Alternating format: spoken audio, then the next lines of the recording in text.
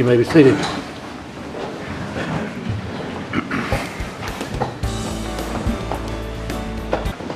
I'm going to call on the Reverend Elmo Vance for the invocation. Good evening to the council and to the citizens gathered. Let us bow our head in prayer. Spirit of the living God, we come here to give you all the thanks and the praise. Lord, it's all because of you that we're able to work together and to live together in love and in harmony.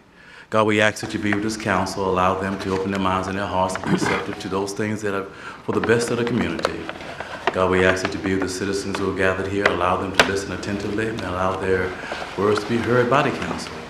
God, we thank you for all that you've done for this community, how you continue to bless us and keep us in spite of ourselves.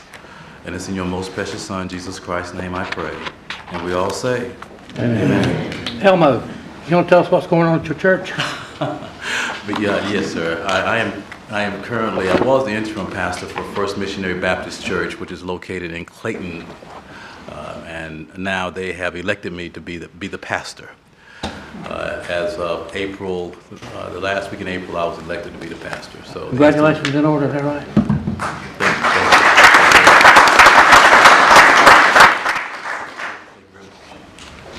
Thank you. Next is petitions and comments. That is time on the agenda for you to address the council on anything that is not on the agenda tonight. If you wish to address the council, come to the podium, state your name and address, and try to limit your comments to 3 minutes. Yes, sir.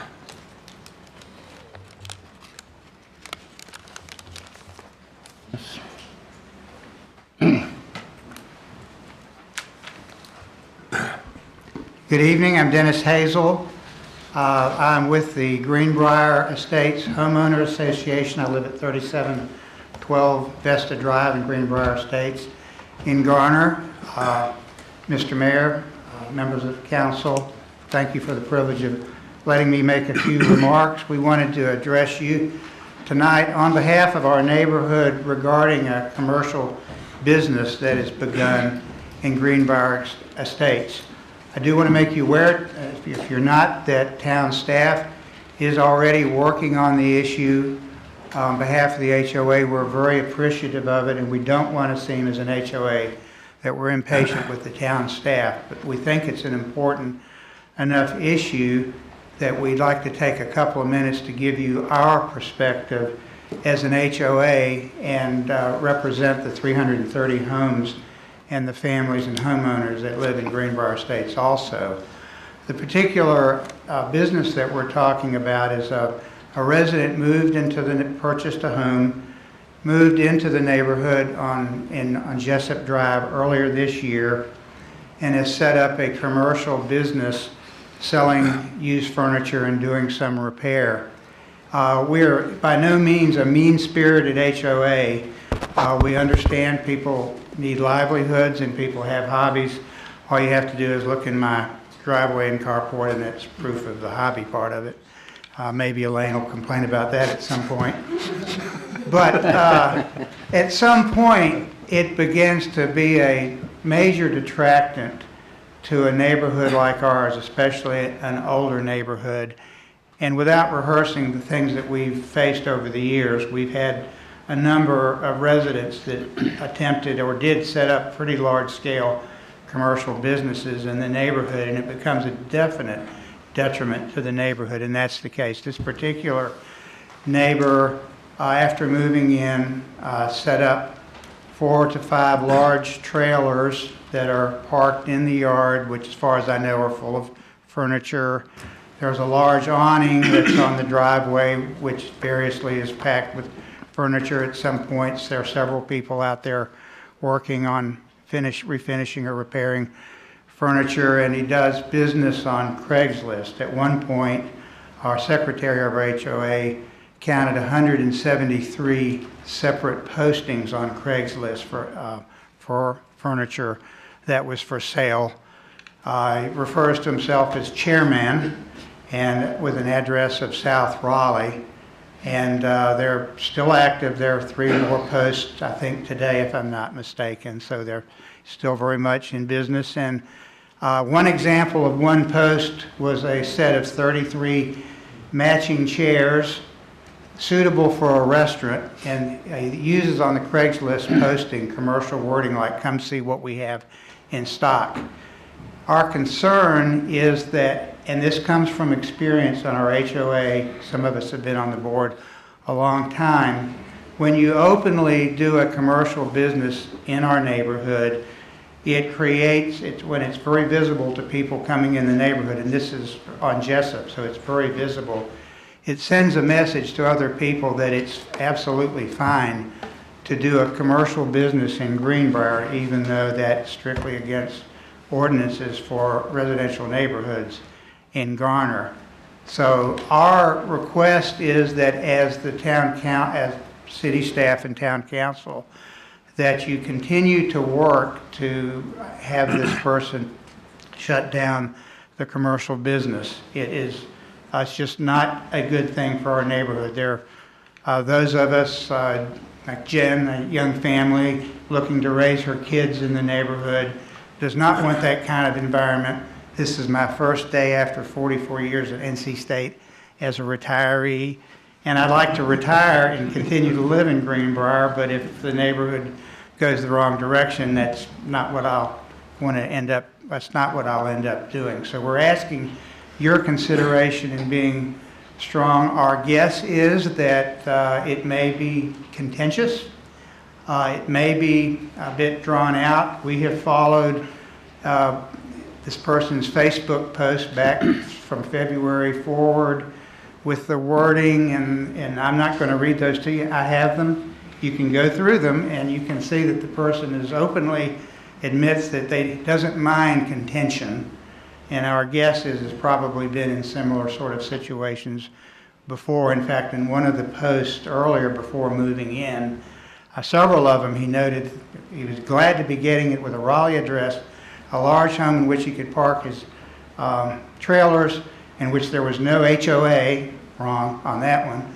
But another post, he specifically said he looked forward to being able to set up his hobby furniture business, and put it in quotation marks. So my guess is the argument will be, as town staff pursues this, that it's just a hobby business. But we're asking you on our behalf and on behalf of citizens of Garner not to accept something that's clearly a commercial business as a hobby. The last thing I would like to say, and it may be that either Elaine or our board president, Jen, may want to make some comments. They have flash drives with pictures showing some of the activity. And there is, by the way, activity, sales activity.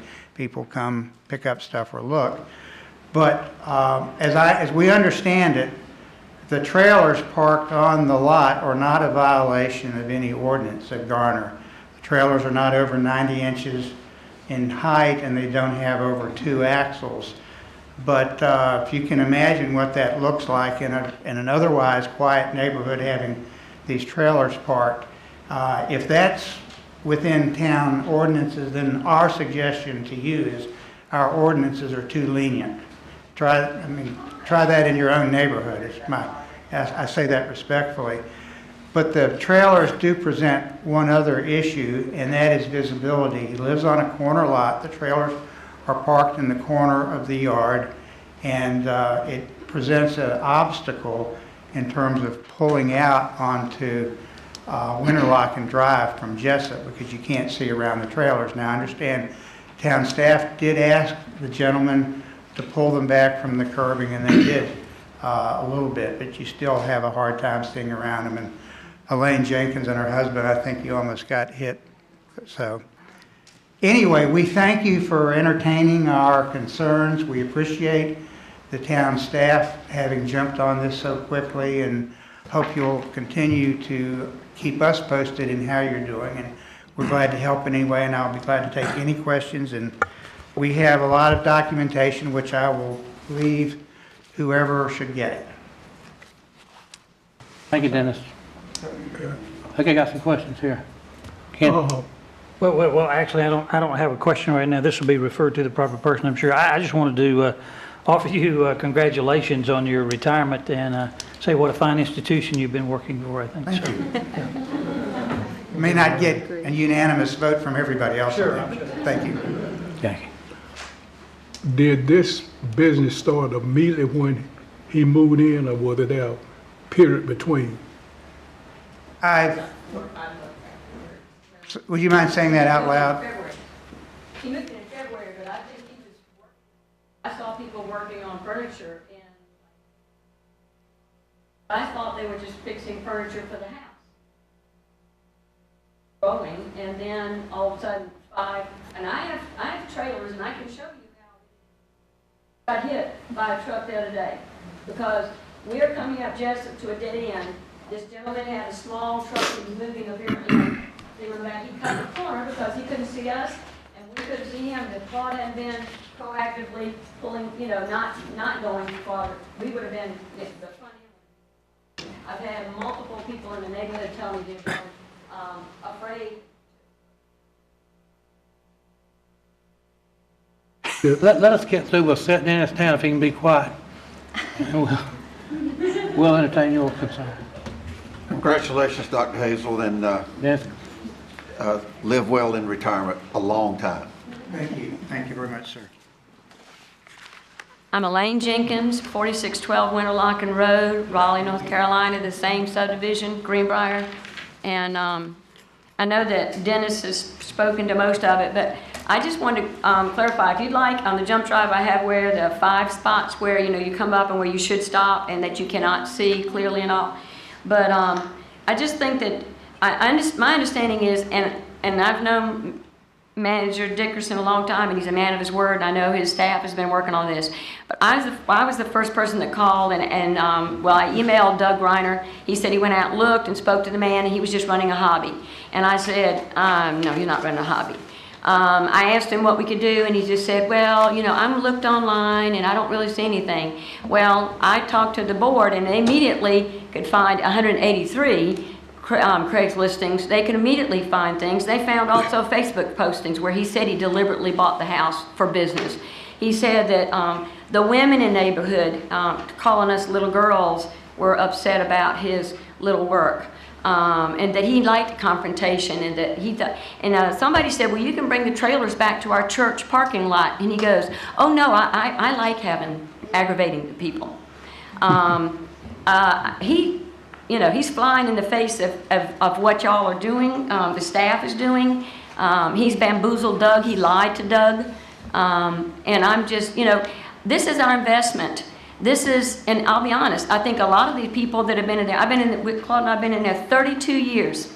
And we've seen young people join, like Jennifer and Karen have come in. We have new houses being built. We've kept that place vibrant, and it's been through our tenacity. Our homeowner dues are $20 a year.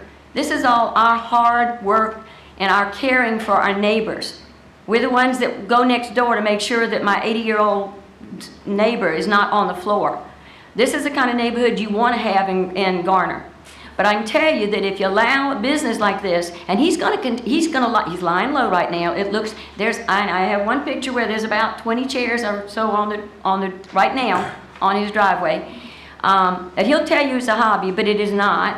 And if you let him lie to you, then, what's going to happen is good people like us that have been in there for 32 years, we're going to pull up stakes and leave, and you're going to end up with a slum for Greenbrier. And, it's the kind of thing like we came and supported American Pride the other night to make sure that we have a new business on that corridor. You're saying you want people to come in and see Garner looking good and new and vibrant. American Pride is tearing down that old and putting in a brand new thing, and the first person to do it. We came here to support them because we want Garner to be successful. But I'm also concerned about things like the corner where DOT hasn't done a squat, and this grass is high and they still got their tire, rack in there. So I'm just saying that you may think, oh, she's just an overworked woman. Well, it's been our hard-earned dollars. I'm a teacher. I just retired too, 35 years Give her a for hand. education. And I will be back at all your meetings now that I don't have to get up at 4:30, because when I had to get up at 4:30, I couldn't make a lot of your meetings, because I used to be all the time. That's what Ronnie's reference was to me making a comment. But we care. We care about what y'all do. Y'all have been amazing. The staff has been amazing, but he is pulling the wool over your eyes on this.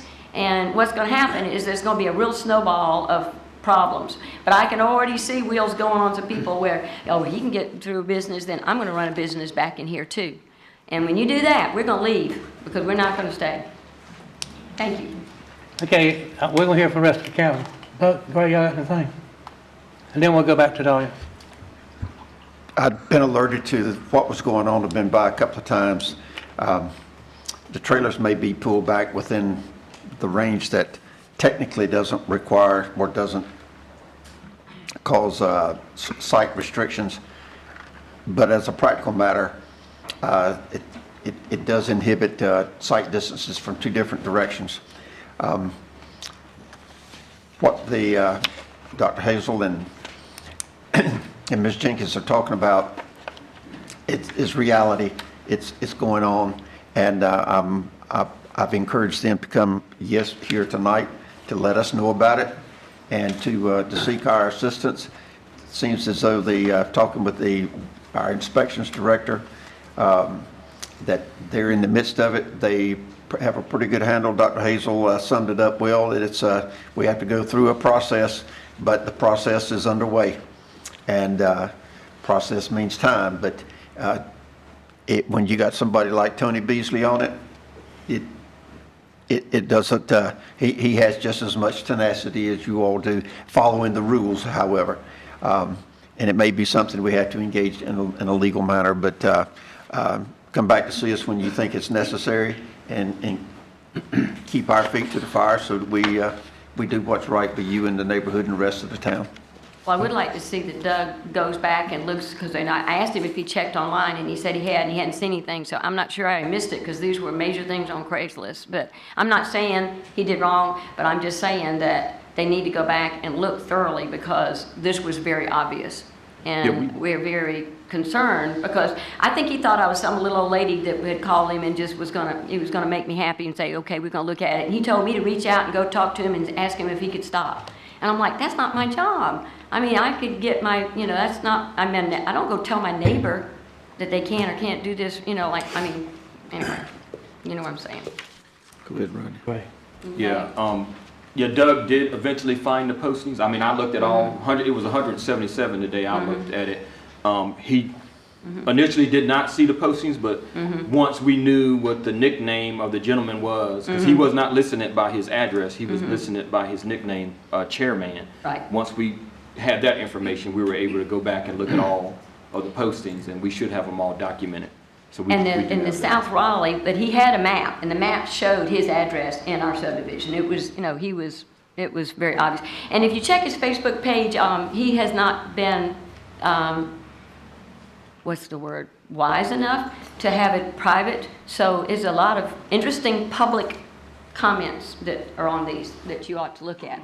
And from his perspective, get his perspective and his comments about the people and about his business. He thinks he's won. May I leave? What do you do? We had another case not long ago, similar.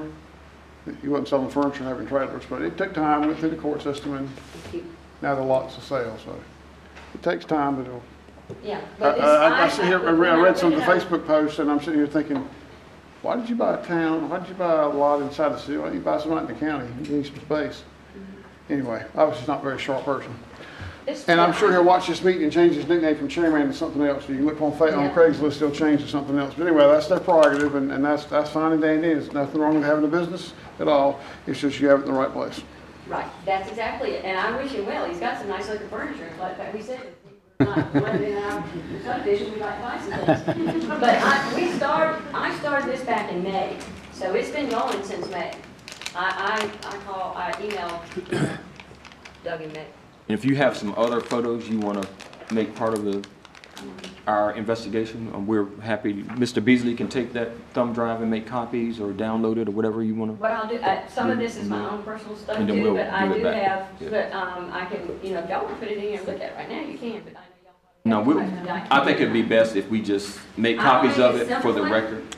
I'll make a simple one and run it by to you tomorrow. That'll work. Thank you. All right. Thank you, Elaine. Anyone else?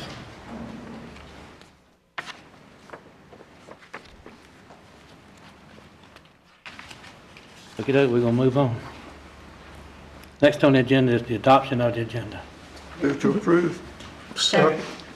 Motion and second to approve the agenda. All in favor, vote by saying aye. Aye. All opposed? No presentations anybody knows of? Consent? I move we approve the one item on the consent agenda. Second. Motion and second to approve the item on the consent agenda. All in favor, vote by saying aye. Aye. All opposed? Got two public hearings this evening. All right, Mr. Mayor, ladies and gentlemen, we have two public hearings that we're about to take part in. One is special use permit SUP SP 18-01 Project Axis. And then after we get through that, there's a conditional use rezoning CUD Z 1802 parens C201 parens and special use permit SUP SP 18-03 Somerville Park. And basically, I'm sure there's some people here for each of those cases, and we're going to kind of work our way through this in sort of an organized fashion. And the reason I'm the town attorney, and the reason I'm talking about this right now is that this first case that we have is what's called a special use permit, which is not, for some of you that follow town zoning cases and other hearings that we have from time to time, this is not that kind of case. It is what the law calls a quasi-judicial case. That means quasi-judicial means sort of like a court. In other words, there are some formalities that we have to follow in doing a special use permit or a conditional use permit hearing. And as these matters unfold, I'll talk to you more about how we're going to work our way through having a good, meaningful hearing where everybody gets, what they need, but we also kind of follow the laws that have been set out for us. Basically, the first thing, I'm going to make a couple of comments that are applicable to both those hearings. First thing is that the state statutes require that, as I say, certain formalities be followed. Testimony in those cases is under oath. Testimony in a special use permit case or a conditional use permit case is typically given by persons with experience, training, education to be qualified as experts in various fields related to development. There's a role for public comment, and we'll talk about that in a few minutes also. The other thing the law requires in these cases is that the applicant and any parties to the case are entitled to a fair public hearing, and that has two components. First, that means that the council is able to give a fair hearing without being encumbered by any pre-existing prejudice or inclination to be in favor of one side or the other before they hear the evidence. Like going to court, you don't know what the case is about until after the evidence has been given and you hear it, and then you can make a decision. So the first inquiry here that we'll make of the council is whether anyone in either of these two cases has any reason to believe that he or she would be unable to give a fair and impartial hearing. And I'm going to wait for a second. I'm going to particularly mention Councilman Marshburn has been in a role working with the Garner Economic Development Corporation, which is the seller in this Axis case. So I've suggested that in this matter, just to avoid any possible appearance of a conflict of interest, that Councilman Marshman should recuse himself from participating in that hearing, but of course you can participate in the other one. So beyond that issue with Councilman Marshman, I'll inquire whether any members of the council have any reason to believe that he or she would be unable to give a fair and impartial decision based on the evidence heard tonight in either one of these two cases. Anybody got anything? Indications are that no one feels the need to recuse themselves, except, as I said, I suggested that Councilman Marshman do it in the Axis case. The other issue that we have to deal with in a case like this is what's called ex parte communications. Now, an ex parte communication means it's a legal term that refers to a conversation or email or letter or telephone call or whatever between someone on behalf of an applicant or an opponent of one of these applications outside of this hearing room, usually days or weeks or months before this hearing came up. And basically, what the law requires is that if anyone on the council has had any communications from any such entity or person, they need to be disclosed on the record at this time. So I'll first ask the council, has anybody had any ex parte communications that you need to disclose at this time? There's people that have talked to me, that's been, if they see people out there and wonder what's going on, but nothing that prevents, nothing that really fits under ex parte. Right. So the next thing we have to do is, the law requires that testimony be under oath. And because I think we have a fairly large number of persons here in the Axis case, I would suggest at this point we sort of divide things. We take care of the Axis case first, and then we'll come back to the other case. I wonder if everyone who is has an interest in giving testimony in the Axis case would come forward to the clerk to be sworn in.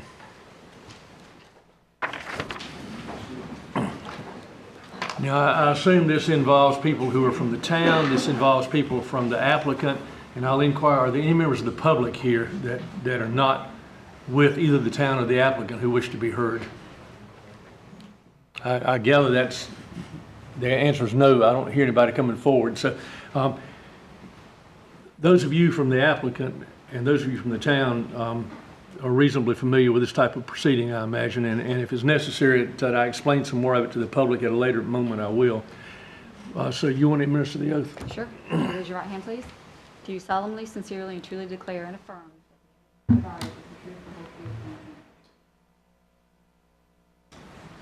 Now, the procedure we're going to follow at this point here is that, and typical of cases presented in land use matters at the town, is that the town staff will come forward with one of the members of the town staff. In this case, I believe it's the planning director, Mr. Triesenberg.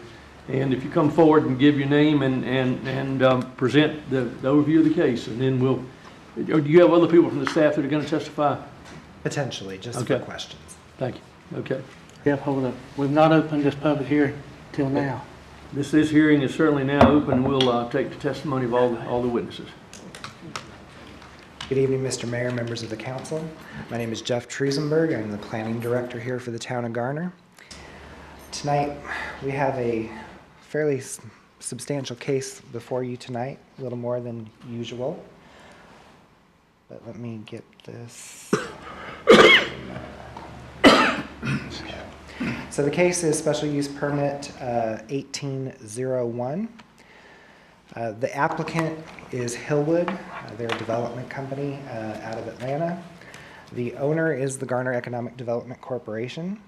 The plans for this project were prepared by Withers and Ravenel. The location, which I'm sure everyone is familiar with, 4851 Jones Sausage Road, the former ConAgra site, also marketed as the Garner Technology site.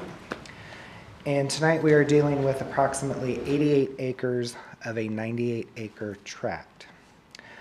This case was run by the Planning Commission at their meeting on June 18th and is now before you tonight for the public hearing.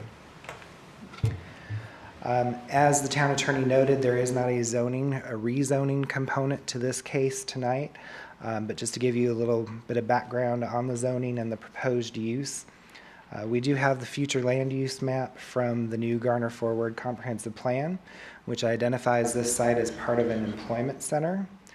The employment center category includes things related to transportation, loading, warehouse facilities, meeting, office space, and the like. So the existing industrial zoning on the property does fulfill the land use plan, as it's called, but again, no rezoning. The specific zone is Industrial 2, which is our heavy industrial district. The requested specific use according to the ordinance is for storage, and that includes outdoor. It's part of the larger warehouse and freight movement category in our use tables. The requested use is permitted, subject to standards. Those standards relate to the screening of the outdoor storage areas. However, this site is also part of the I-40 overlay district, which requires any development within it to come before you as approval through a special use permit process. So getting into the project data, again, we're dealing with about 88 acres out of a 98-acre tract. There will be a requirement for an exempt subdivision to separate out this portion of the parcel. The building size is a 4-story building. The primary piece of it is 640,000 square feet. I have 680,000 on the screen because the first floor includes an additional 40,000 square feet of office space. But each of the 4 floors in the warehouse portion are 640,000 square feet for a total area of 2.6 million square feet. Just to give everyone a preliminary look at the site plan, we have Jones Sausage Road coming across the top of your screen. To the right of the screen will be the interchange at I-40. To the left of the screen is Jones Sausage headed down towards East Garner Road. The facility faces Jones Sausage. This fairly major projection out here is the 40,000 square feet of office. The remainder of the building is the warehouse. There are various other minor projections from the building that you'll see shortly for stairwells and office meeting room space and rec room space. I will also point out the ConAgra site had a couple of associated brownfields with it. Those brownfields are part of the approximately 10-acre tract that is being subdivided off. The largest brownfield is located here in the center bottom portion of the screen. The other brownfield is just to the right. Those will remain under the ownership of the Garner Economic Development Corporation.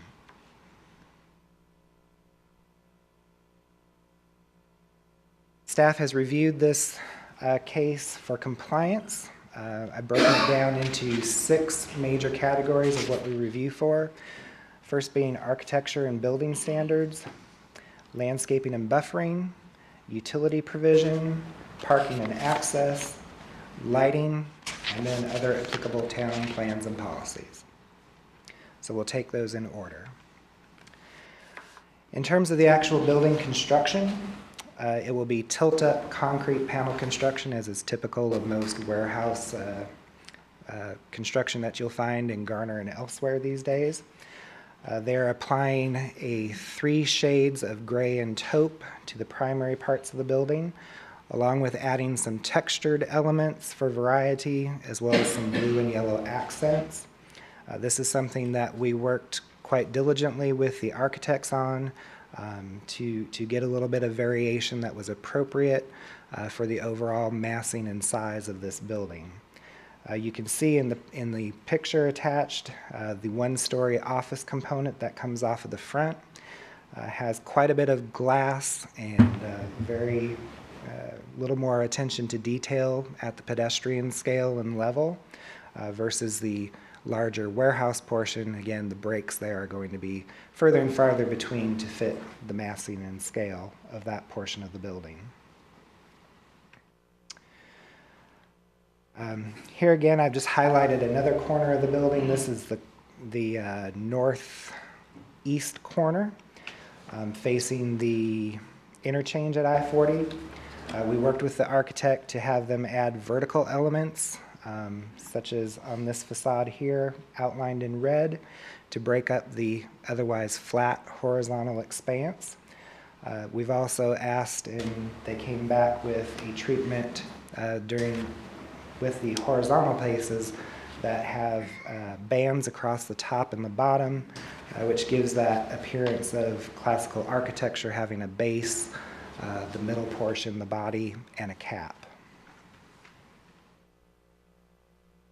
Upon our review, we took a careful look at the I-40 overlay buffer, which is a 50-foot undisturbed buffer. If you travel I-40 frequently, you know there's some breaks in that buffer around this site. The biggest break occurs where the large brownfield is. There's not a lot of vegetation growing on that brownfield. It's not known that it may never. However, due to the placement of the building that we were able to achieve on the site, This is what you see here, kind of the second, in terms of significance, projection off of the building. On each floor that they have proposed is kind of a break room kind of area where there's a fairly substantial sized area for employees and truck drivers to gather. So that does give us a more, what I would say, office-style pleasing look out over I-40 where potentially this building will be visible. So we have glass on every floor, as well as the textured vertical elements on each corner, and each corner was also raised slightly to give some variation to the building parapet.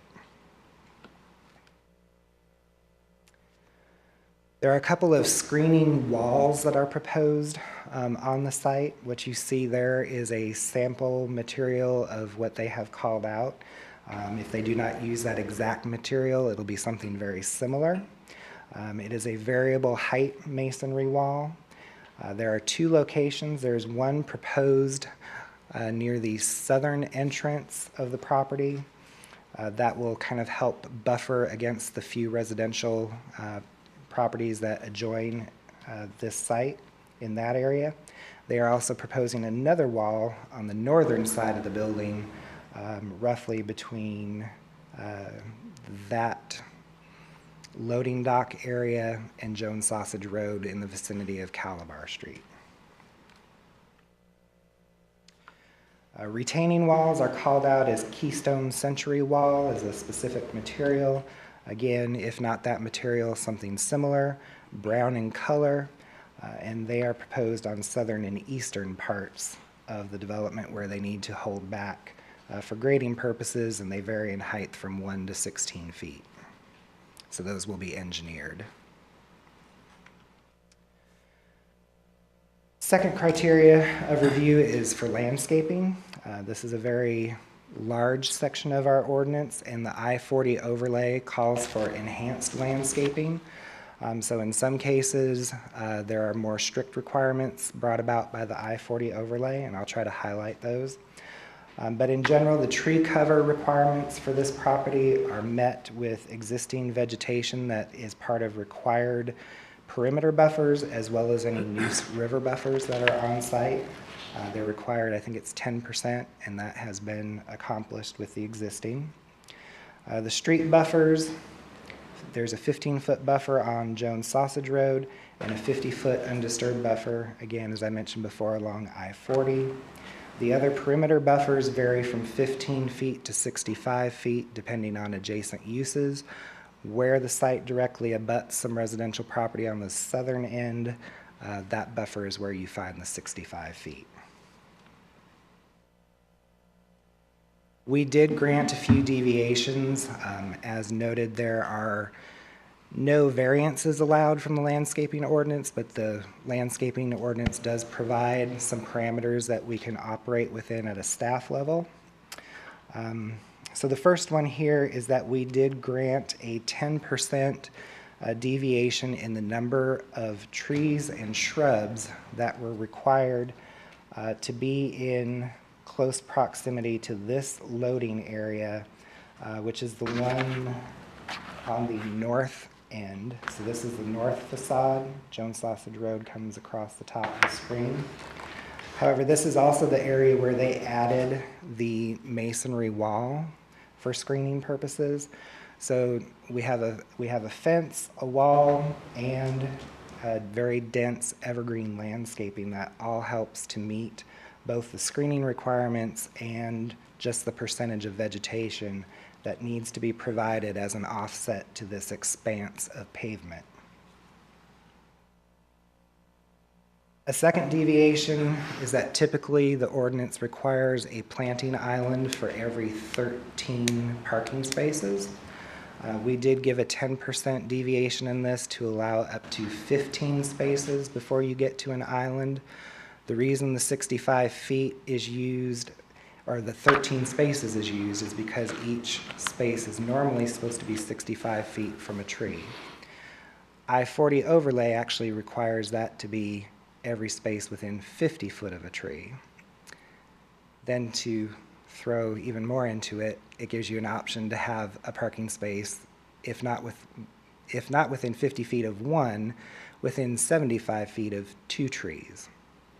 At the end of the day, the I-40 overlay tends to be the more restrictive, and by staggering their islands from row to row, they were actually able to meet that I-40 requirement, and we still were able to give them a little bit of variation to go with either 14 or 15 spaces between islands.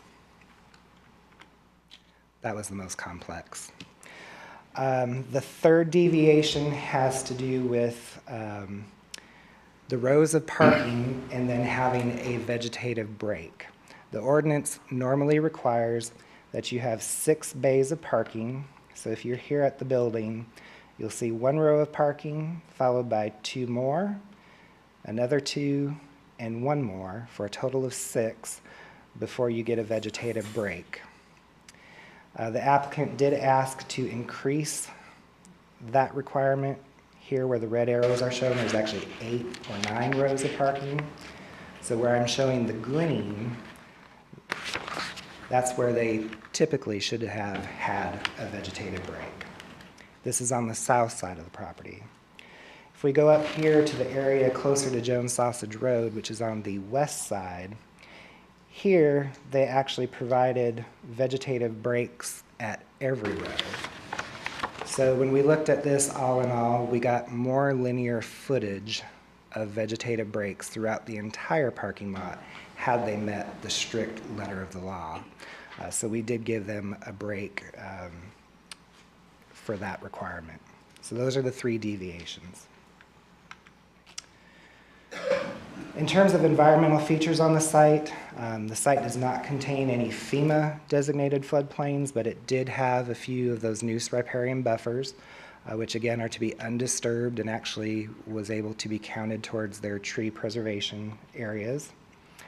Encroachments, though, into these buffers are proposed in a couple of areas, allowable encroachments, but they do require documentation from the state prior to the issuance of a building permit. And finally, when it comes to environmental stormwater management, it is subject to both water quality, which in this area relates to nitrogen levels, and water quantity requirements. In terms of quantity, the developer is proposing 2 underground sand filters, so they will actually be located under the parking and the loading areas. And those sand filters are designed to handle the 1, 10, and 25-year storm events. And then just a note that on the nitrogen component, although that is also being handled by the sand filters, sometimes for developments, you'll remember from previous meetings, they're required to make an additional payment to the nitrogen mitigation bank. Due to the amount of existing impervious surface from the former ConAgra site, that actually offset their nitrogen levels enough that they did not have to submit that extra payment to the bank, and so that is not required. In terms of water and sewer infrastructure, the City of Raleigh is our water and sewer provider, and they have preliminarily approved these plans. There is a 8-inch sewer line located here at the north end of the property that goes back through the Hunter's Mark subdivision and then eventually out into Raleigh, southeast Raleigh. And then there is a 12-inch water line actually on Jones Sausage Road that will serve the site. Connections to both are proposed.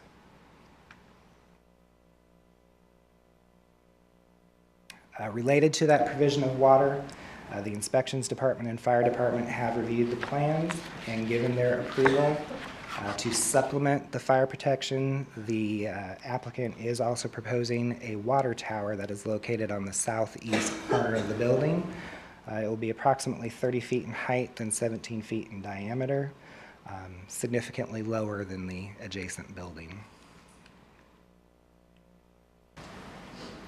Then we turn to parking. For parking, in these kind of cases, we look at both employee parking, regular for vehicles, but we also look at loading spaces.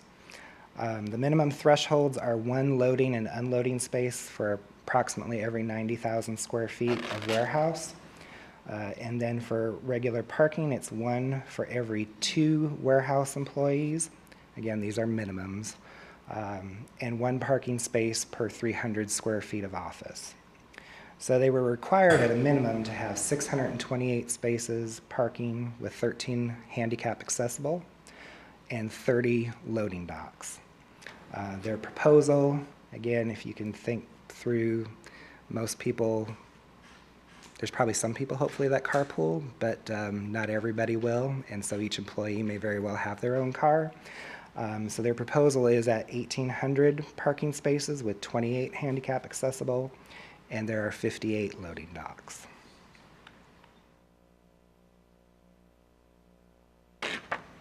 Turning now to the transportation infrastructure, I'm only going to really discuss the site plan related improvements, and then the fact that they also were required to submit a TIA, but I'll defer to the applicant to delve into more of the off-site things that may be coming out of the TIA.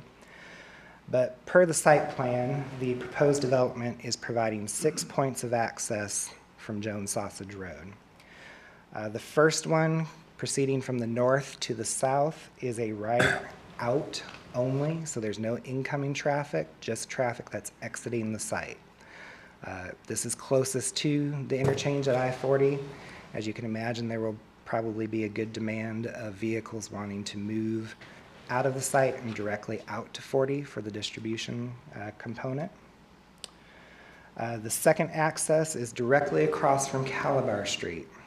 So if you've ever come out or into that subdivision, particularly during rush hour times, as I've witnessed many a times going home, traffic can back up through there quite significantly from Garner Road all the way to Calabar, if not a little further. There will be a signal that's proposed that will be installed at Calabar Street to improve movements both into and out. The third point of access will be a right-in, right-out. So again, traffic coming up Jones Sausage towards I-40 will be able to turn in right, and people coming out, once again, getting back to the interchange, will be able to make a right out. Access number 4 is proposed to be the primary, and I think what would be the employee entrance. This again will be a full movement and signalized again. So again, you'll be able to make movements in all 4 directions regardless of traffic. Access number 5, again, is an unsignalized right in, right out. Again, the majority of the traffic will be going back to the 40 interchange.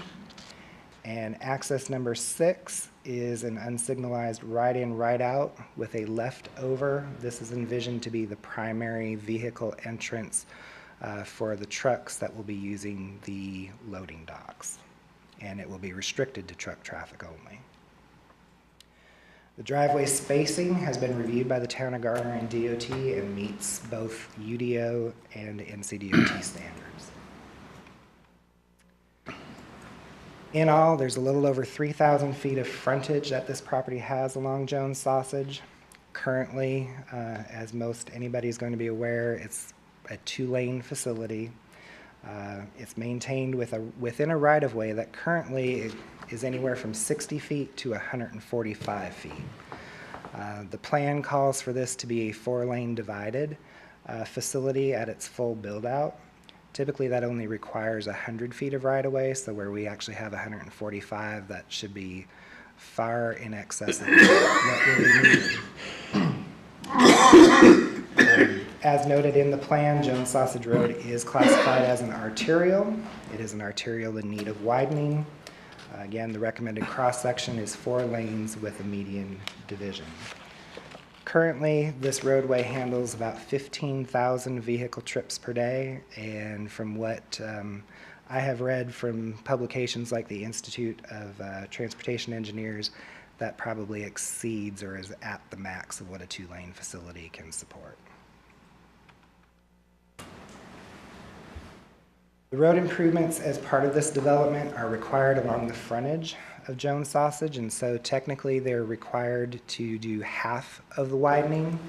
I believe in the TIA, the applicant is actually proposing to do a complete widening on both sides. This includes both the roadway with wide outside lanes and sidewalks on both sides. The interchange itself has been identified as a possible option, but not the only option, for future bike pedestrian greenway connection across I-40 to link Garner with the Walnut Creek and Greater Capital Area Greenway system.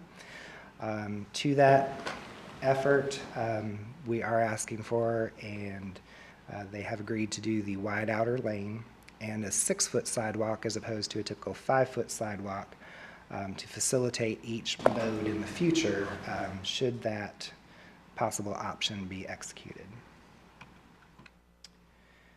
As noted, the UDO does require that the TIA be performed. This report is being reviewed by the NCDOT District Office, their Congestion Management Unit, as well as Town of Garner staff. That is still, I think, pretty well finalized, but I don't know that DOT has exactly written off on it yet.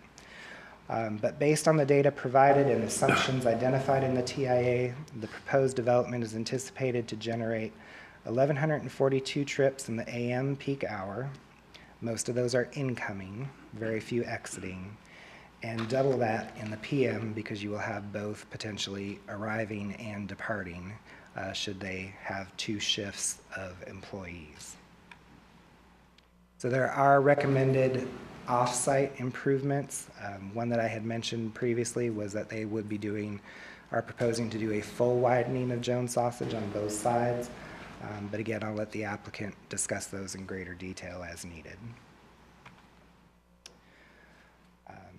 The TIA did indicate that the development would have a moderate but substantial impact on the intersections within the study area. The study area did run from Garner Road all the way to the westbound on-ramps for I-40, or northbound if you're going true direction.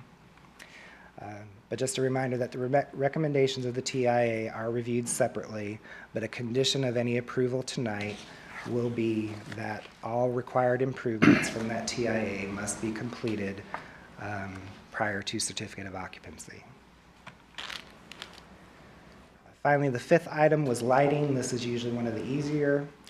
The proposed lighting, including wall packs, are found to meet the requirements of the lighting ordinance and staff recommendations for LED fixtures.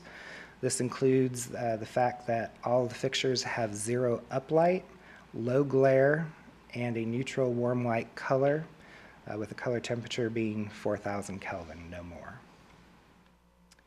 And then finally, we look at other plans and policies. A review of the Garner Forward Transportation Plan identified Jones Sausage Road as a major thoroughfare with greenway volume, bicycle, and pedestrian accommodations. As I noted those earlier, this project with the frontage improvements described herein may be considered to be in conformity with the 2018, and I apologize for not getting the word draft out of there as it is now adopted, the 2018 Garner Forward Transportation Plan. We also checked the Parks, Recreation, Open Space, and Greenway Plan. In this case, there were no recommended improvements on the site directly. So in the absence of that, we found it to be in compliance with that plan.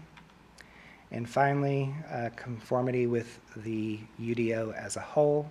And after sufficient review and plan revisions, staff finds that this project as now proposed is in conformance with the regulations of the UDO. This was run by the Planning Commission a few weeks ago, and they confirmed staff findings on a vote of 4-1 that the plan was in conformity with adopted town plans and policies, and to recommend approval as the standard conditions and site-specific conditions of approval are met. The 3 site-specific conditions are again that 1, prior to issuance of the building permit, a subdivision plat shall be recorded.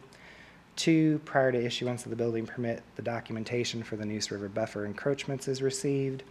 And 3, that the recommendations for road improvements reported in the TIA and as approved by NCDOT and the Town of Garner shall be the responsibility of the developer.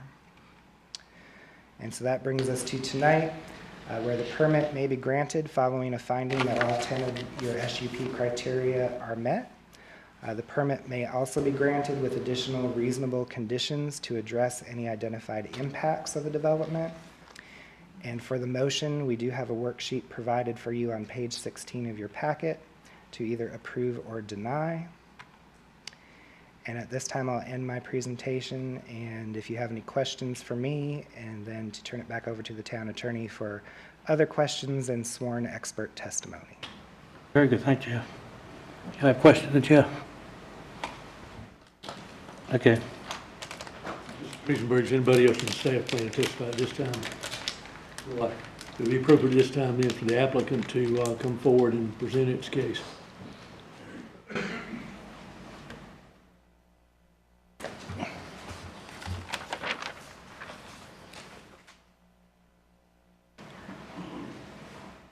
Good evening, Mayor Williams, council members. Good evening. My name is Brett Hanna. I'm an attorney with Nelson Mullins in Raleigh, here representing Hillwood Development in regard to their application for a special use permit for this warehouse distribution facility. As Jeff has just covered in detail, we've been in discussions with the town and with all of the approving authorities within the state and local jurisdictions and have presented a plan that meets the specifications of the UDO. But this project brings a lot more to the town of Garner in that essentially what we're willing to do and what the developer is willing to do is to take a site that is not of much use now, that is sort of a plight with a bit of a checkered past.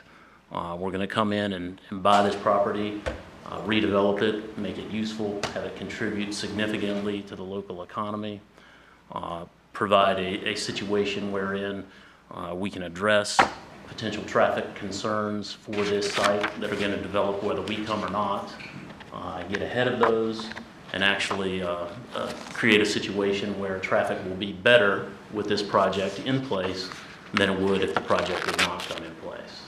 Additionally, you're going to have a well-funded entity that owns the property that makes sure that ConAgra lives up to its responsibilities and as far as mitigation and Brown's Field agreements are concerned.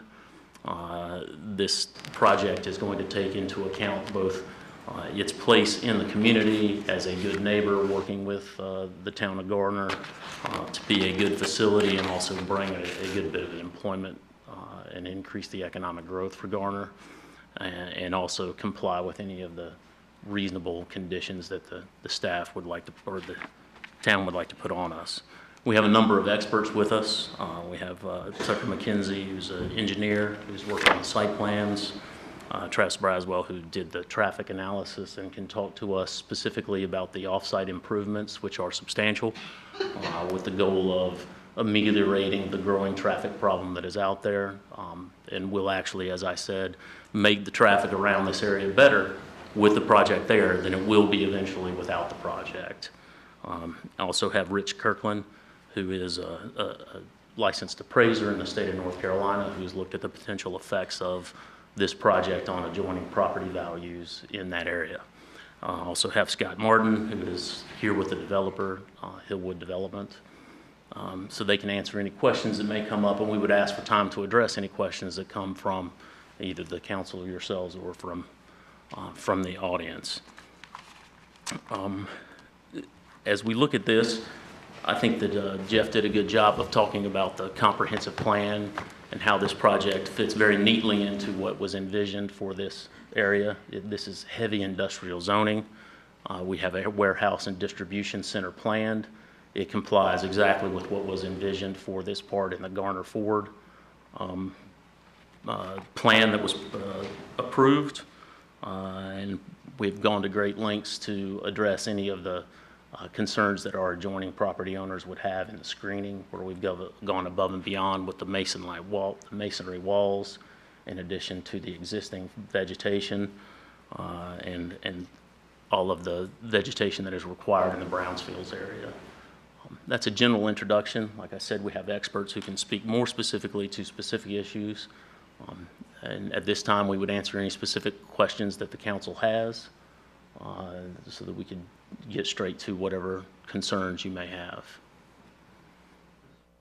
Mr. Tanner, can we get some specifics on the off-site improvements in regards to traffic and road improvements? Because that was mentioned by Mr. Triesenberg, and he said they was going to allow y'all to talk about what was required in the TIA. Yes, sir, and I will turn to our traffic expert at this point, since he can talk more knowledgeably about that and run you through what those are. And do keep in mind that if there are additional conditions that the DOT or the town would put on us, we're going to look at those and work with those, as well as what we have already agreed to and have planned.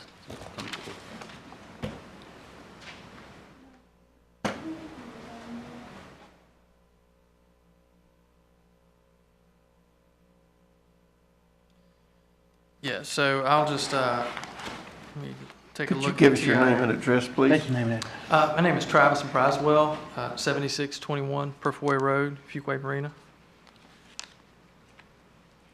Okay. So as Jeff mentioned and Brett also mentioned, the TIA has been, I believe, already reviewed by the town of Garner. We've gotten some preliminary comments back from NCDOT. The details of the specifics of some of these off-site improvements have yet to be worked out. So there's some details on the off-sites that we'll be following up with NCDOT on. One of the primary things, I'll go ahead, and I know there's been some concerns about the East Garner Road intersection. We are proposing a southbound right turn from Jones Sausage onto East Garner Road. And then up at the I-40 interchange, we also propose some improvements at the westbound off and on ramp intersection. One of those improvements being a traffic signal, and then some additional capacity for left turns off of Jones Sausage onto westbound I-40. As proposed in our UDO,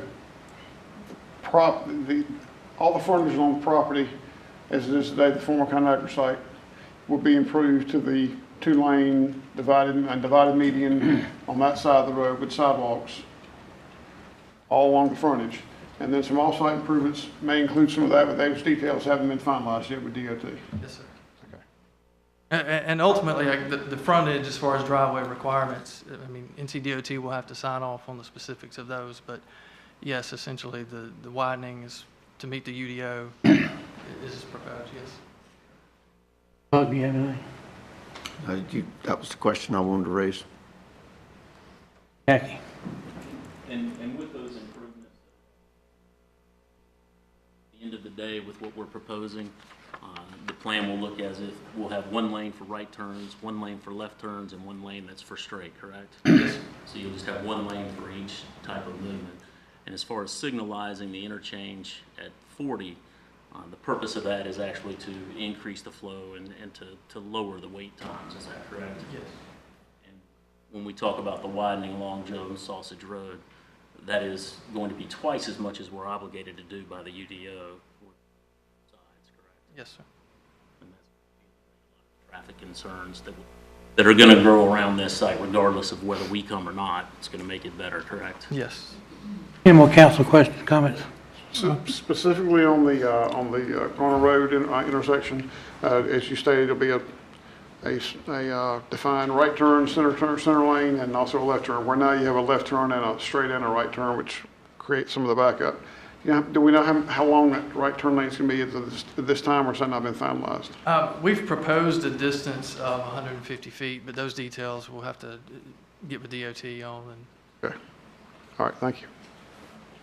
Do I understand correctly that the bike lanes and the potential greenway, those things will not be part of the initial construction, but will be accounted for in the design for potential development at a later time?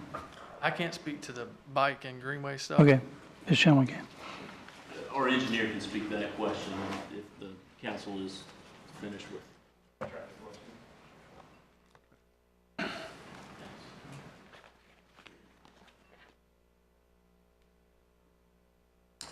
Hello, my name is Tucker McKenzie with Withers Drive Now. Our firm address is 115 McKeenan Drive in Cary, North Carolina.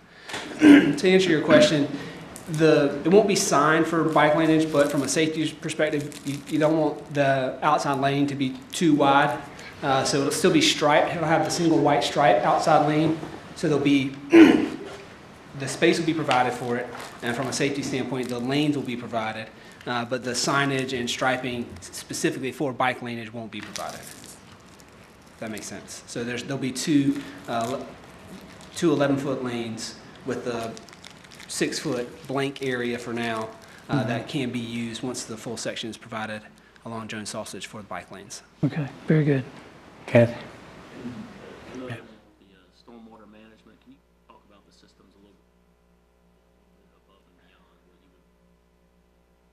Yeah, so typically, the most cost-effective stormwater treatment facility is a surface stormwater facility, a stormwater pond of different types, whether it's a bioretention or a wet pond.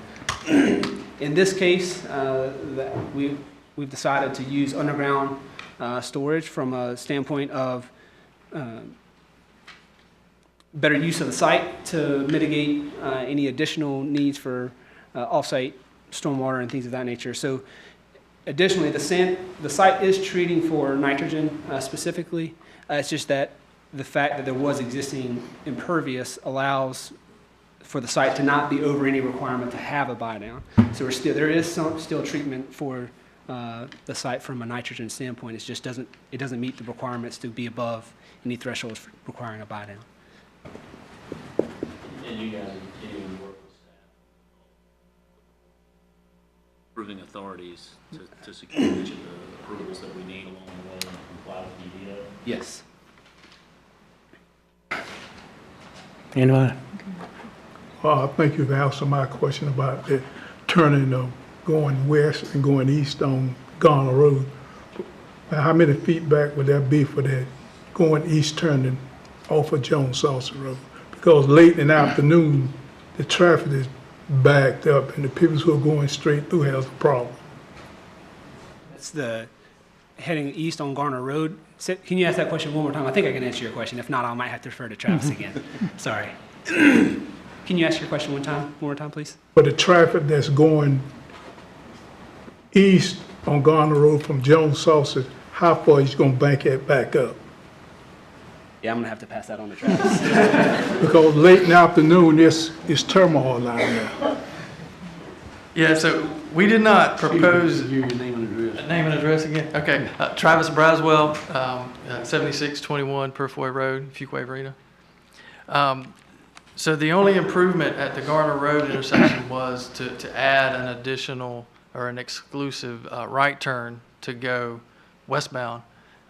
We did not propose any improvements to that left turn to go eastbound on Garner Road.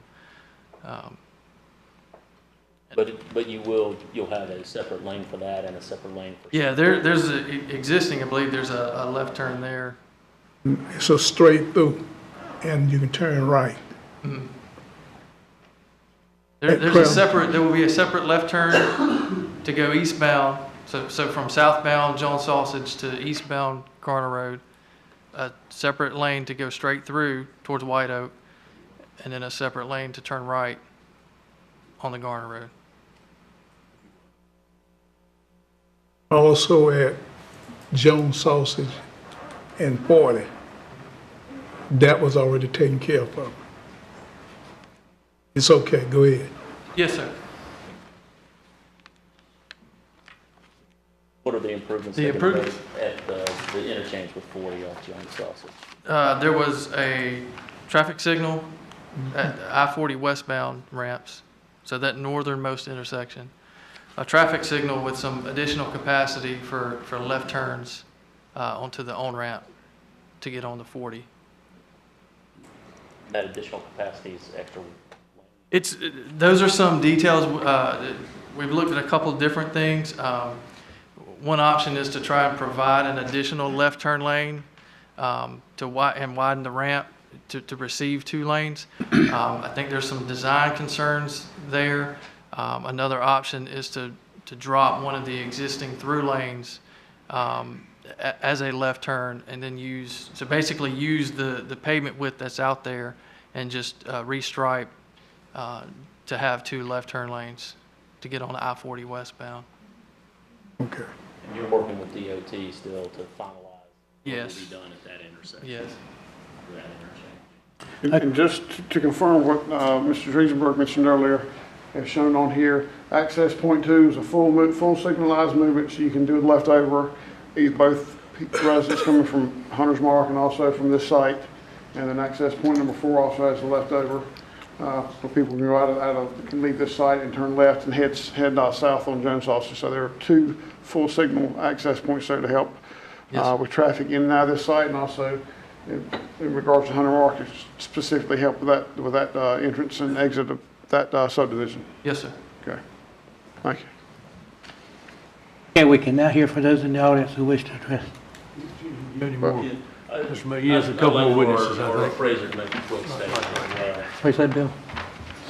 They have someone else who would like to talk. Good evening, Rich Kirkland Appraisals, 9408 Northfield Court, Raleigh. I'll just be very brief. Again, I've looked at the site. They asked me to answer the questions of harmony of use, whether it was consistent with the sizes of industrial buildings like this in the area, and also whether it would have impact on adjoining property values.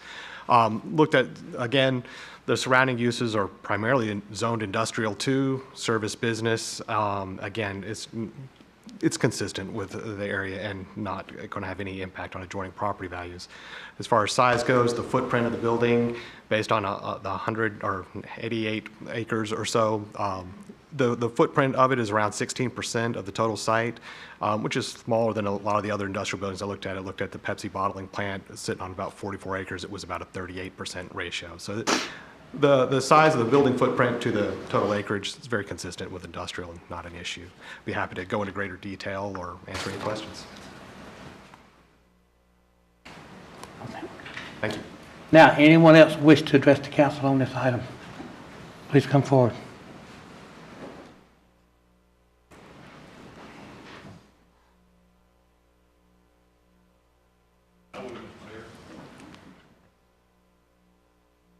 Good evening, Mayor Williams Were you, and council. were you sworn in? Yes, I. Bruce, did you get sworn in?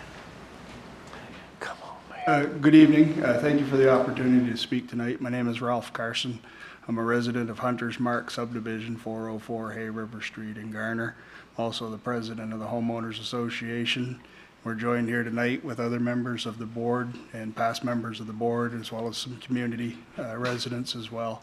It appears that this has already passed the UDO guidelines, so that part has been done. In looking at the purpose of the building, it talks about warehouse, also mentions sorting. I don't know if this is just strictly a dry storage building or if it's going to be some sort of recycling, or what exactly the purpose of this building is going to be, and if the screen walls that were addressed are actually going to be sufficient to protect that from view. We also had a question about what the hours of operation are going to be for this warehouse office facility. The traffic analysis that they did is looking for a 3% increase, and that's how they've judged this. I don't believe that the timing of this is optimal. You have DOT that's going to start the I-40 widening project in September. It's going to be a 4-year project. And anybody who lives in this side of Garner knows that in the afternoon, traffic backs up, as has already been stated, from Garner Road, usually all the way up to the bridge. And we already have a problem. And 6 years ago, when they were developing the 4-lane from 40 down to Rock Quarry, Garner should have been looking at that time to secure funding, secure easements, and do certain things proactively, and be prepared in a case like this to continue that 4-lane down through. Right now, you're going to have a 4-lane that's been proposed that's going to drop down to a 3-lane, that's going to drop down to a 2-lane, and you're going to have a real stacking problem with vehicles trying to merge all the way through there. I don't think that, I'm not saying to hold up construction, but there's been a huge misstep, I think, in planning for this future development that's been vacant for all this time and getting this properly constructed from 40 all the way to at least Garner Road. It was mentioned a moment ago that there's going to be a proposed right turn lane at Garner Road of 150 feet in length. That is not sufficient. Anybody that drives down there sees that most of the traffic tends to want to go either straight or right, but that's the biggest congestion area, and I think that lane needs to be lengthened considerably. There's also significant truck traffic that comes from the quarry. You also have Lane asphalt plant. I think you're also going to have trucks from this facility. They're going to come from Garner Road, either coming off 70 and come in that direction. And right now, if you're making those turns, those right turns off of Garner Road onto Jones Sausage, you don't have an adequate turn radius there to get trucks around there. And what's happening is they're coming out and encroaching upon the left turn lane that's there now, and that further creates congestion because people have to stop and back up and wait for these trucks and trailers and things to make that turn. So I think that needs to be addressed in the redesign of that intersection at Jones Sausage and Garner Road. The hours of construction, I'm assuming this is going to be an NCDOT encroachment widening, which we just want to ask that the hours be respected within that encroachment, which is typical. You have a 9 to 4 Monday through Friday work time, as well as all day Saturday and all day Sunday during the construction period. That would help alleviate some of the backup. But right now we're concerned that, well, this looks beautiful. I think it's going to be a huge improvement over the previous facility. The architect's renderings look very nice compared to, again, what was there before.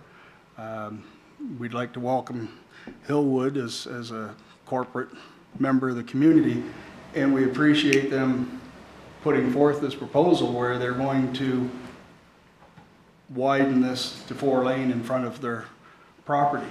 I think that's going to be a huge help. The signalization that's going to be at Calabar and Jones Sausage, again, that's going to be a huge benefit to our community trying to get in and get out. We have numerous buses that enter and exit that community, and they start about 6:15 in the morning. And so having that signalization there is going to help. Now, they do note in here that the southbound left turn lane coming out of Calabar is going to be a permitted and protected phase rather than the protected only phase. And it also goes on to state it's not consistent with typical DOT congestion management guidelines, but this is a recommended improvement. And I'd like to get a clarification on why it's an improvement and if this is going to be a traffic actuated traffic loop where, based on traffic turning left out of Calabar, if that's going to trip the signal. So that helps congestion coming out of our community. And we'd also, based on some discussions with staff, we're told, and we're hoping this is correct, that we're not going to have any impact to the Calabar HOA entrance monument. We have lights and electrical there as well. I'm told that the easement is sufficiently wide where it won't be impacting that. We'd just like to make sure that that happens. The other item is, if I'm looking at this, and it's not a very detailed schematic, but it appears that there's not going to be any entrance on the right-hand side of the property for trucks to enter, which means they're going to be stacking down at the far end and or coming up Jones Sausage Road northbound, I guess. And if that's the traffic flow, I'm just wondering if this is kind of a one-way traffic flow, so they're not kind of trying to cut across. Obviously, they can't do it down here, but I can see some issues where they have that lane widening up there, and you may have traffic backed up there as well, given the number of trucks and the size of this warehouse, that there may only be room there for 3 tractor trailers in that left turn lane to enter the project site.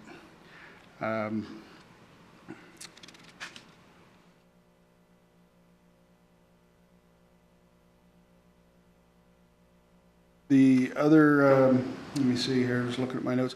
The other item that was mentioned was property value impacts, and we were told there's no impact. Kind of question that. I mean, you've got a very large, new, beautiful building that's going to be built. You're going to bring possibly 1,800 employees there, given the number of parking spaces, or somewhere between the 680 and the 1,800. I'm just wondering why that doesn't impact the property values, be it positively or negatively. It's either going to drive up property values, or maybe we're now living next to a large warehouse. Maybe that'll drive down, but to say that there's no impact, I find that a little bit hard to believe. I would think if anything it might be positive, but I'm a little bit concerned about that. The other question was the hours of operation for the warehouse, given its size, if this is going to be a 24/7 building, or if they're just going to have daytime normal business hours, or what that procedure is going to be. And with the construction that's going to happen on 40 and the construction that's going to be taking place at the ramps coming on to Jones Sausage Road that are already part of the plan that DOT has proposed last year, how that all meshes together with what they're planning right now.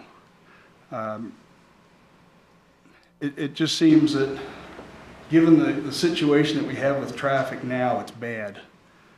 And while this may make it better directly in front, we're still going to have that stacking problem all the way from Old Garner Road all the way through. And I don't see any proposal or plan from the town of Garner on how they're going to alleviate that. And I don't think that's part of Hillwood's problem to address. I think that's Garner's problem.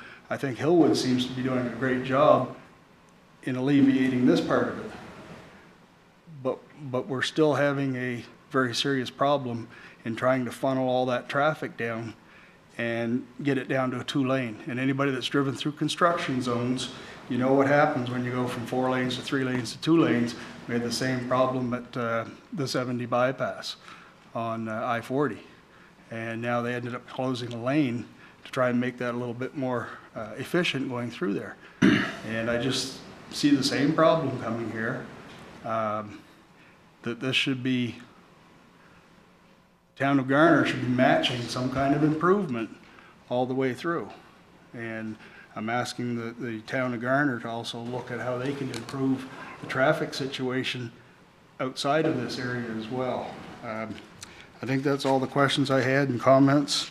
Appreciate the time that everybody provided me. I have a couple of questions I have to ask, and then I want to make sure we answer all of your. First and foremost, are you a traffic engineer? No. And are you a courier? We want to answer your questions. I just would need to bring up our development questions. If there is a question that we don't answer, please remind us, because we're not trying not to answer.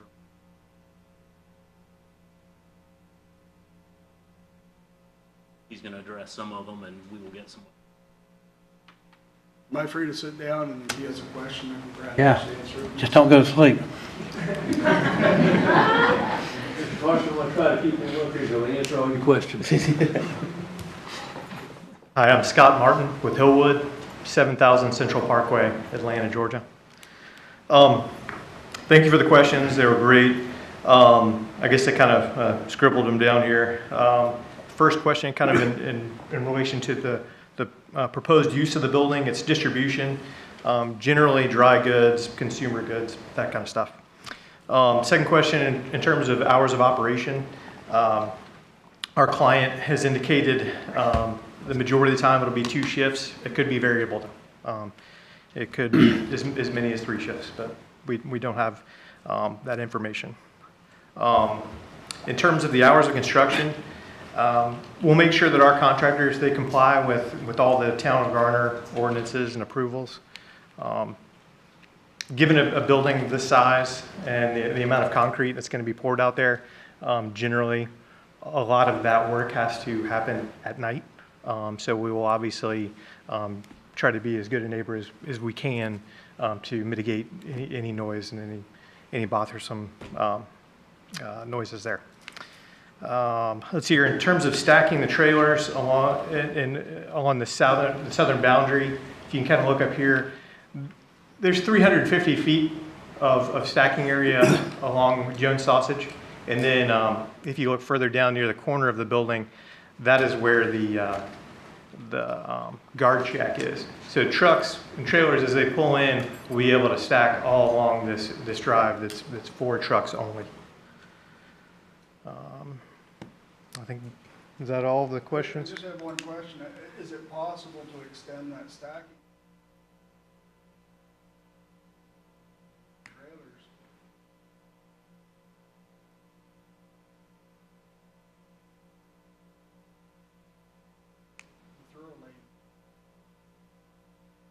It's something we can certainly talk about with DOT, but we've been leaning on those guys, leaning on the town of Garner for some guidance on what they're looking for.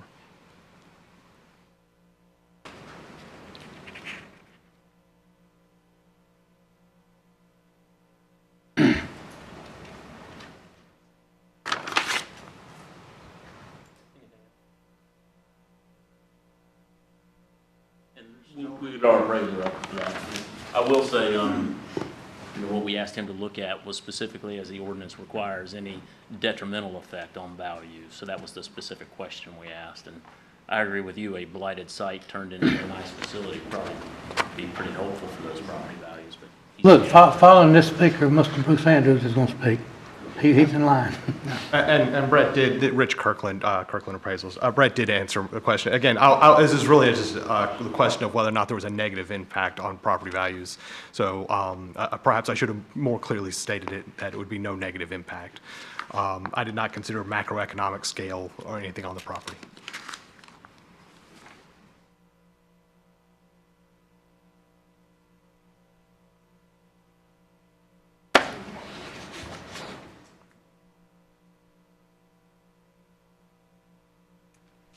Good evening. I'm Bruce Andrews, 141 Chillingham Road, Garner, NC, retired with the State Commerce Department and so forth. And the town asked me several years ago when this property became available to assist in working with board of directors to find a good tenant and so forth. And that took place in 2011. And it's been my privilege and honor to serve with that group all that time. And we've had dozens of potential clients look at this property. None of them fitted it as well as this one until recently. And of course, they've been studying it now for quite some few months. It's a great effort, a great opportunity for the town of Garner and the citizens. And I've spent most of my adult life doing this kind of work. And I've never seen anything that was such an opportunity for a piece of property as this is. Unbelievable so far as value is concerned. I would dare say that once all this is complete and so forth, any adjacent property or nearby property should increase in value. And some of that frontage along Jones Sausage that's now residential, I'm sure will become commercial eventually and retail. So most of the time that's very positive. We've also had our 3-person board handle this property, but we've had a 8-person advisory board of professional people here in Garner and to work with us, and they've done a super good job. So we've had lots of players involved. We think this is an opportunity once in all of our lifetime, no matter how old we live. This is a golden opportunity for the town of Garner. I could talk on for quite some time, but Time is limited. Any questions or comments from anyone? Thank you for your service, Bruce. Welcome. Does anybody have anything else? Excuse me. Y'all come forward. Have y'all been sworn? I have not. Let's don't do this one person at a time. Let's get, if anybody else wants to talk, y'all all come up here. And let's get everybody up here who wants to talk. Is that okay? You, Mr. Mayor, if we can, let's let the clerk swear these two witnesses.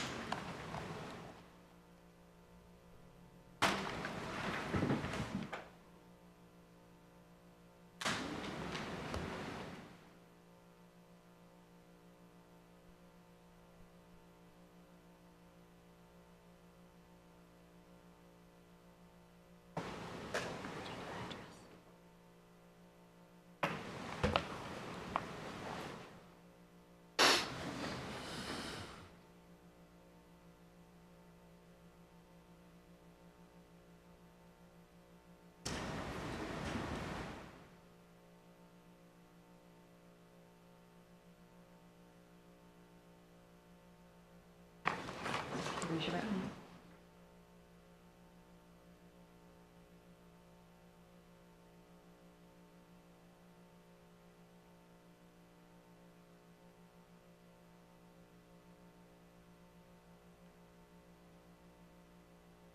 My name is Larry Murphy. I live at 101 Pasadena in Hunter's Mark. And first off, I think this is a wonderful thing, and any improvement to Garner Road, I mean, not Garner Road, Jones Sausage Road right now is an improvement over what we currently have. But I do have a couple of questions in regards to, I'm also, I wear many hats, and one of them is a realtor. So when we say there's no effect on property value, I do, for the residential side, I do kind of question that in regards to short-term effects. With all the construction, the road construction and stuff, the property is not going to be as desirable. And right now, we're in a market where a lot of people are starting to sell properties. I think long-term, I think it's going to be perfect. But my question is, what I think a lot of people would probably want to know is, what kind of timelines are we talking about? How long is it going to take to, you know, when will it start? When will this road be finished? And then on the flip side, on construction, how long is construction? Are we talking a 1.5-year project? We're talking 3-4 years? Like, how long are we talking to from beginning to end to get all of this completed?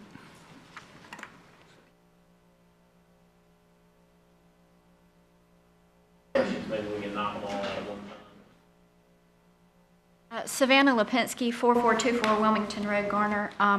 I can't see on the rendering, I don't know if it can be brought down or not, but I live on Wilmington Road, which is a very small road to the left of the Hunter's Mark subdivision, and I'd just like to see where the intersection, how it's going to affect where my road comes in, which is also affected by the traffic right now. It's nothing like the traffic coming in and out of Hunter's Mark, but still, I live down there and I have to get out on the road every day. The other thing was, at the beginning of Mr. Triesenberg's presentation, there was a piece of property across the road from Jones Sausage that was an industrial site that had some kind of designation on it. I didn't know if that was being developed separately from this property or what the designation on that was.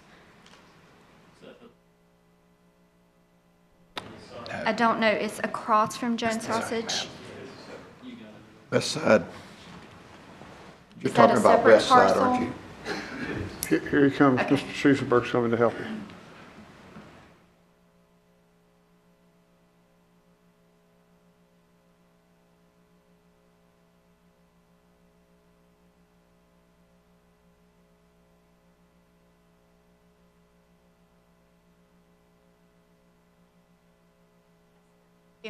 The employment center, one across the road.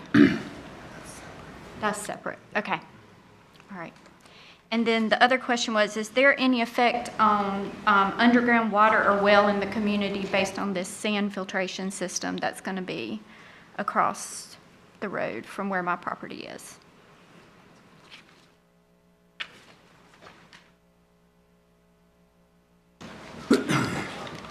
Hey, Scott Martin, 7000 Central Parkway, Atlanta, Georgia.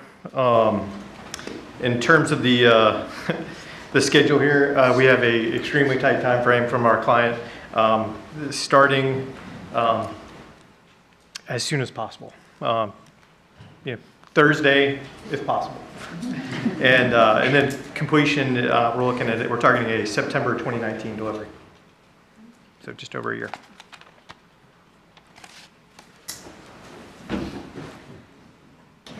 Puts the rec center to shame.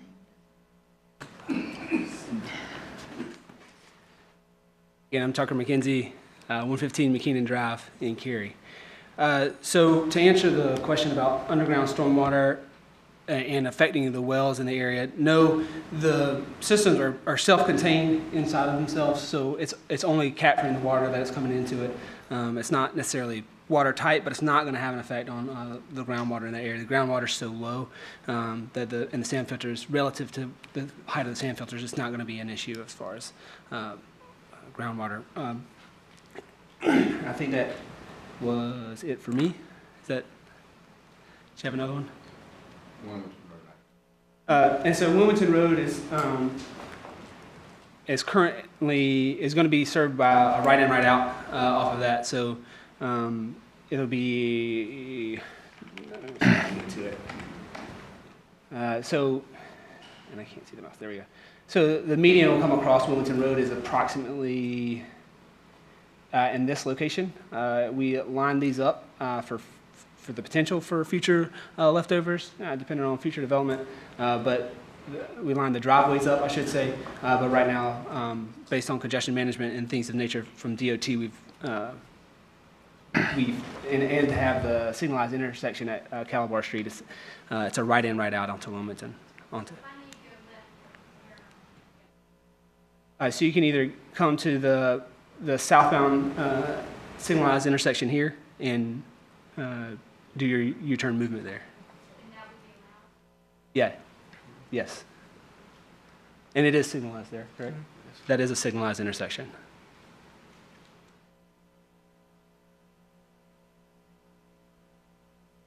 At the end of the day, they're proposing to do over $5 million worth of off-site improvements to help a traffic situation that currently exists.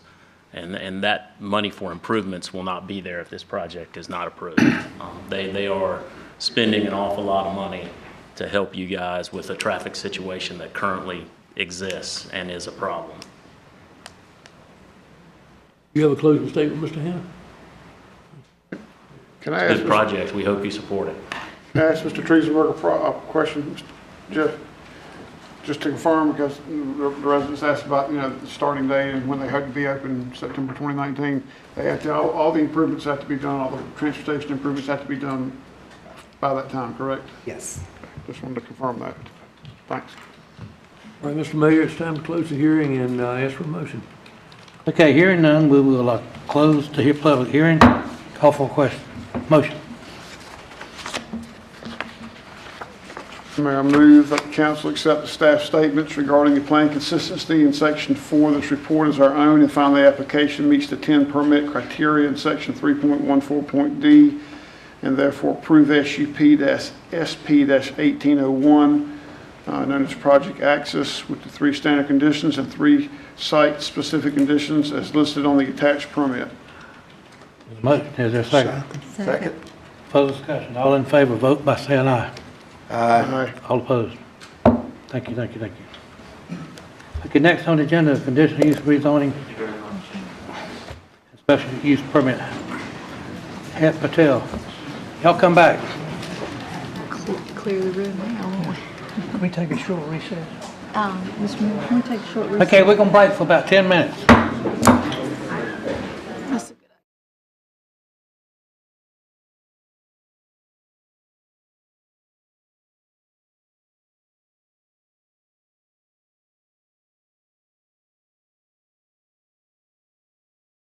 Present the conditional use rezoning part of the Somerville Park project.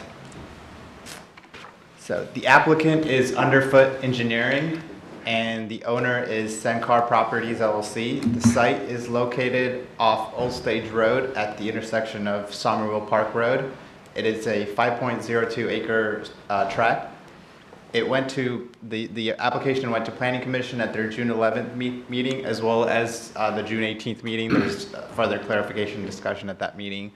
And we are here today for the public hearing for Town Council. In regards to the zoning consistency, as I mentioned, the site is located off Old Stage Road, just south of Summerville Park Road, south of Safety Clean Systems and the Christian church there. Here is a street view of the site at the intersection, looking at the site along Old Stage Road and Summerville Park. In regards to the adjacent zoning, the property to the north is zoned service business, heavy commercial, industrial use, and majority of the sites to the south, east, and west are all vacant wooded land zoned R40. There have been some rezonings in this area that have rezoned from industrial use to service business, which is the first one, the Smith Somerville along Old Stage Road, the Tally, the Smith, Vendor Springs Road from R40 to R12. So there's some residential rezoning that's also happened in the area. The existing zoning classification for the site is O&I, which is office and institutional, intense professional and service occupations, more so than the neighborhood office district. And the requested zoning is SBC 201, which is service business with limited use and conditions. The proposed use for the site is a office, warehouse, and flex space. So as I mentioned, the proposed SBC 201 conditions are highlighted here. Only the highlighted blue uses would be allowed in the conditions, and even then, a conditional use or a special use site plan would be needed if the proposed use changes. So the Old Stage Road along the frontage of the site is 22-foot NCDOT maintained facility and has about a 60-foot right-of-way. It currently lacks curb and gutter and sidewalks. Old Stage Road is classified as a major thoroughfare in the 2010 transportation plan. The NCDOT average daily traffic count on Old Stage is between, in the past 10 years, it's around 8,700 to 11,000. In regards to the zoning plan consistency, the 2018 recently adopted Garner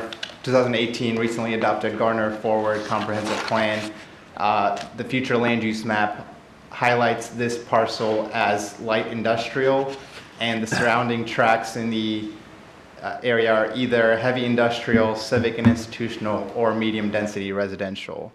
The light industrial land use category encompasses small to medium scale on-site manufacturing and production uses, including warehousing, light manufacturing, distribution, medical or research laboratory, and assembly operations. In summary, the request for the service business conditional use SBC 201 zoning district is consistent with the recently adopted 2018 Garner Forward Comprehensive Plan. And the Garner Forward Plan also recognizes that the existing industrial development in the area, and it does not suggest expanding the industrial area outside of the current boundaries that were identified on the future land use map. So this rezoning request may be considered reasonable due to the changing conditions in the area as reflected in the Garner Forward Comprehensive Plan, as long as the outdoor storage uses are restricted appropriately. And there are some conditions for the laydown yard that Jeff will go into in the site plan review. But I'll inquire, does anybody from the applicant wish to address the zoning issue alone as opposed to the site plan?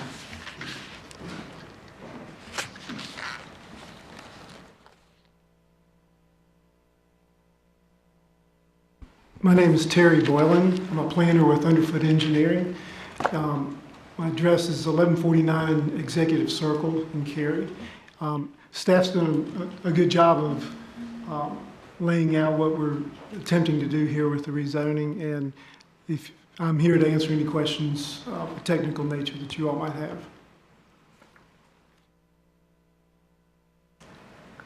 Does anybody, any members of the public now wish to be heard on the proposed rezoning? On with the site plan then.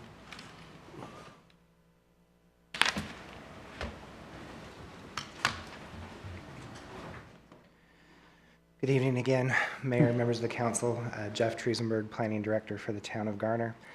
If I may, just to reflect on the last one, thank you very much for agreeing to allow me to hire what ended up to hire our retiree back for that review. That was much appreciated. Jenny put in a lot of hours towards that review.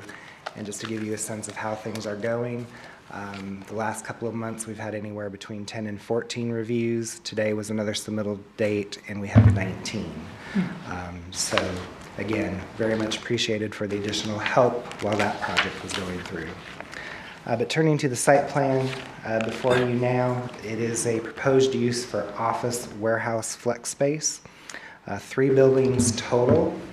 The first one being the largest at 12,800 square feet, followed by 9,600 and 6,400 square feet. Total of all buildings in the development will be just shy of 29,000 square feet. Looking at the landscaping and buffering, the tree cover is met with this time a combination of existing and replacement. There is a plan, it is planned at the maximum replacement value, which is 12% of the entire site. It may be that it comes in less, but they have gone ahead and planned for the worst case scenario. Buffers identified, the street buffer is met by adding some new plant material, and the perimeter buffers vary from 15 feet to 45 feet depending upon the adjacent uses and zoning. So where it abuts the existing service business, it's less, and to the residential to the south and to the east, you'll find that 45-foot buffer requirement. In terms of parking, the parking minimum requirement is based on 1 parking space for every 400 square feet. The ordinance actually requires 1 space for every 5. Space on the ordinance requires. That just confused me. I'm sorry. Stepping in for Allison on this one. So I believe it's, I believe we planned for it at 400 because there is a conflicting spot in the ordinance where it refers to 500. But it was required that there be 72 with 3 handicap accessible. They are providing 1 additional at 73 with 3 handicap accessible. In terms of fire protection, the inspections department together with the fire department has reviewed and approved the preliminary plans. There is no FEMA floodplain on the site. You do see some across Old Stage. They're off of that major tributary of Swift Creek, but that's a considerable distance away.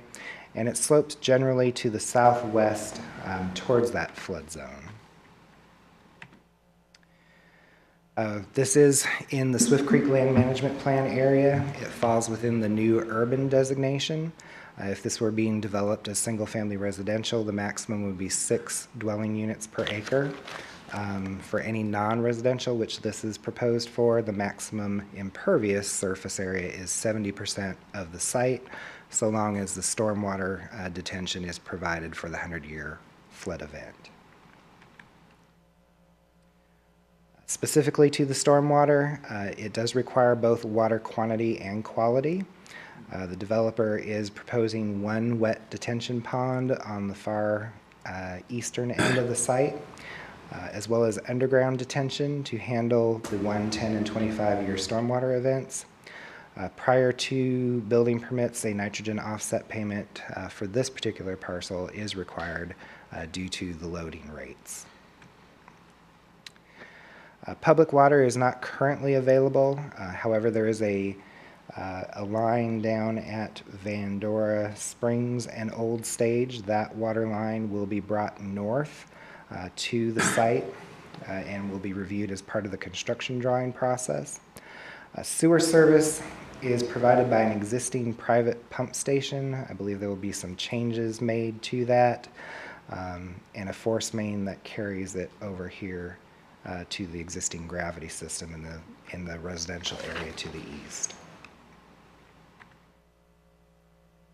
The driveway permit has been approved preliminarily by NCDOT. On-site sidewalks will connect to the public sidewalk on Old Stage Road. That's part of the widening improvements that are being done to Old Stage. One of the traffic requirements from DOT is that there be a left-hand turn lane going south on Old Stage into Somerville Park.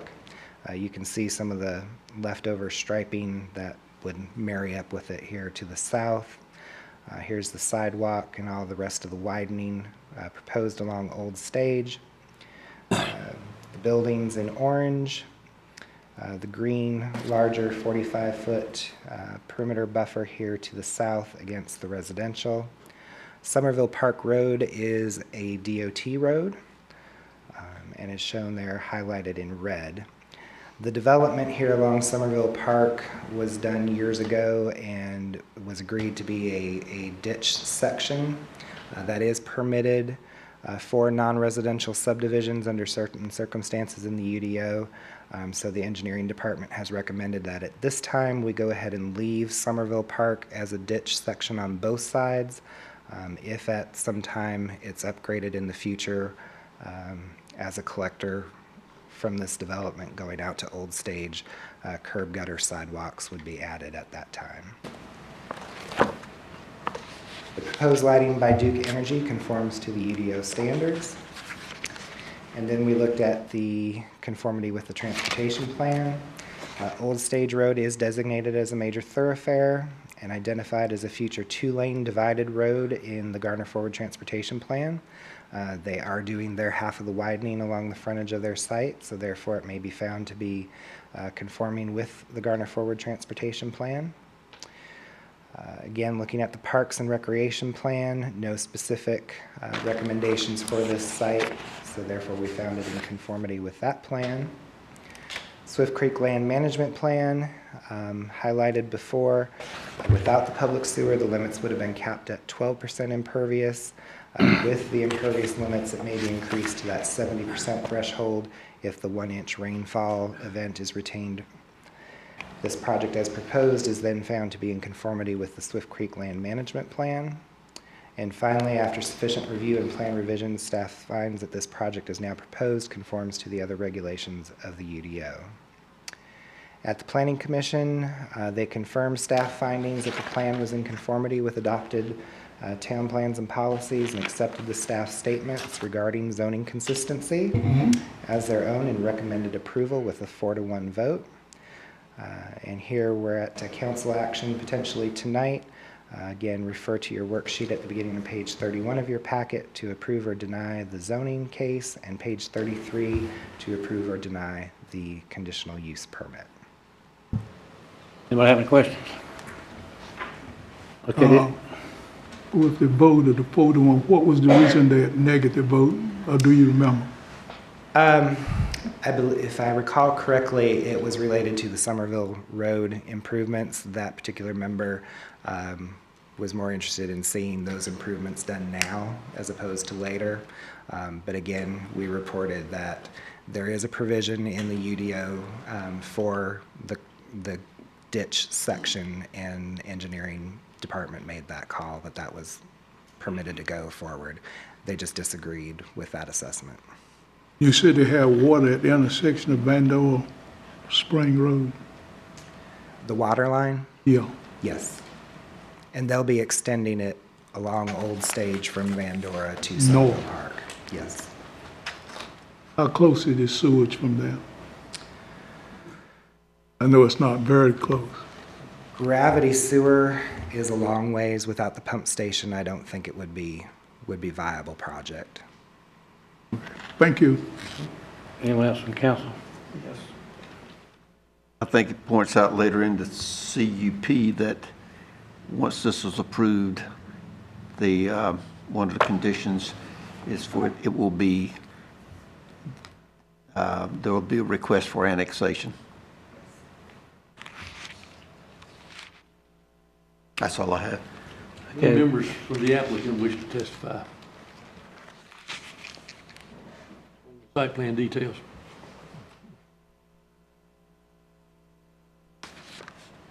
Again, I'm Terry Boylan, planner with Underfoot Engineering, 1149 Executive Court in Cary. And again, I'm here to answer any technical questions you've got. The owners, Syncor, are here also if you have any questions.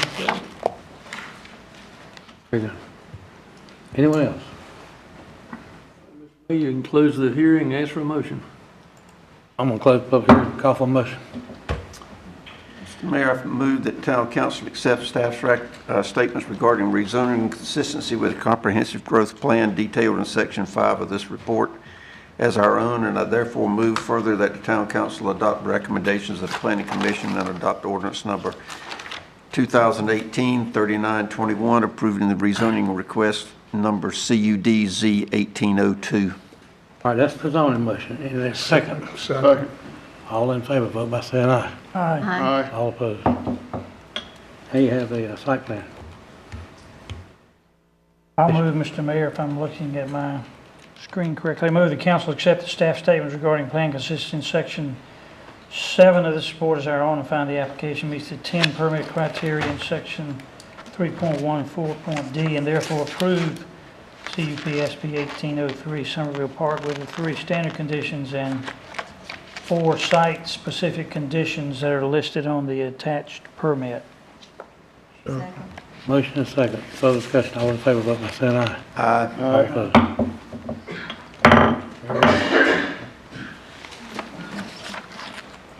Hit.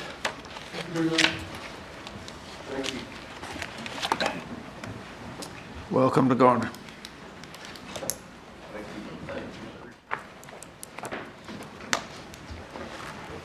This next matter is general use rezoning Z 1802, 5200 Old Stage Road. Mr. Patel. Mr. Mayor, the hearing's now open and Mr. Patel will comment. Good evening, Mr. Mayor and town council members. My name is Het Patel. I'm the town's transportation and land use planner. I'm here to present the general use rezoning for 5200 Old Stage Road. The applicant and the owner for the parcel is Larry D. Mack. As I mentioned, the site is located at 5200 Old Stage Road. It is a 1-acre parcel. We came in front of you for the public hearing for this parcel on June 4th. It has since then been to Planning Commission at their June 11th meeting, and we're back here in front of you for action on this item. The zoning analysis, the site is located off Old Stage Road between Ranch Farm Road and Sunny Lane. The adjacent zoning and land use is all R20 single-family residential. The rezoning cases in the areas include rezoning done by Garner when the area was brought into the ETJ, as well as most recently the Bannister Properties rezoning from neighborhood office to service business. Historically, the zoning along Ranch Farm Road in this area has been R40 since about 1978. The existing zoning classification is residential 20, R20, and the proposed zoning classification is R40, single-family residential, to allow a garage on the property to house personal cars, classic cars for personal use. The site has 155 feet frontage on Old Stage Road. As I mentioned, Old Stage Road is a 22-foot wide town-maintained facility with a 60-foot right-of-way. It lacks curb and gutter and sidewalks, and it's identified in the 2010 transportation plan as a major thoroughfare. If the site is redeveloped in the future, then road improvements would apply. The NCDOT average on Old Stage Road is about 12,000 to 11,000 in this area, and we do not anticipate any additional traffic impacts as a result of this rezoning. The recently approved 2018 Garner Forward Comprehensive Plan, the future land use map, identifies this site and tracks along Old Stage Road in this area as low-density residential on the west side of Old Stage, and then medium density residential on the east side. The low density residential land use categories would most traditionally be county approved subdivisions, anything that would be sustained on individual well and septic. So based on the 2018 Garner Forward Comprehensive Plan, it also identified future areas of redevelopment. As such, this site falls on the edge of a future area of commercial redevelopment. should any of the properties currently fronting on Old Stage ever be reconfigured to have access along US 401, and that would not be the case for this parcel. Since this is a general use rezoning, all allowable single-family R40 uses must be considered when evaluating the rezoning request. The request from zoning change from R20 to R40 is consistent with the recommendations of the recently adopted Garner Forward Comprehensive Plan and with the prevailing zoning and land use patterns along the area of Old Stage Road. The Planning Commission, based on the previously stated analysis findings, this request consistent with the recommendations of the town's comprehensive plan for this area of the community and voted unanimously to approve Z1802. So for a council motion, please refer to the worksheet beginning on page 47 of your packets to approve or deny Z1802. Excuse me one moment, Mr. Mayor. You may have just erroneously said that Old Stage was town maintained, but just for the record, it is NCDOT maintained. Just want to clear that up for the record. Thanks. Thank you. Could I ask a question? I understand the applicant wants to build a building that would house, I believe I heard classical old cars. I'm not familiar enough with the zoning restriction. If he were to want to use it for something else, how does the zoning restrict what other uses could be used? For instance, if you wanted to turn it into a mechanical shop or a mechanic shop, would that be allowed or not? No, so basically in your report, there was a rezoning for R40 that showed what allowable uses are, and most of the uses are residential. I mean, it does include some group home and some other residential uses, but there is no service type uses allowed in R40. Okay. I didn't think there was, but I didn't know where it was. Anything else? Anybody? I might mention that Mr. Mack was here by 6 o'clock. We're both of us trying to get in, and Stella got us in, but he's been waiting patiently, and I think you had been here before and told us you were recently retired, and you want... I don't think about retiring. Sir? I don't think I can retire. I'm going to go work the rest of my life. You're going to still work on something you enjoy. I enjoy those old cars. He's going to get him a TV show. No, I'm not.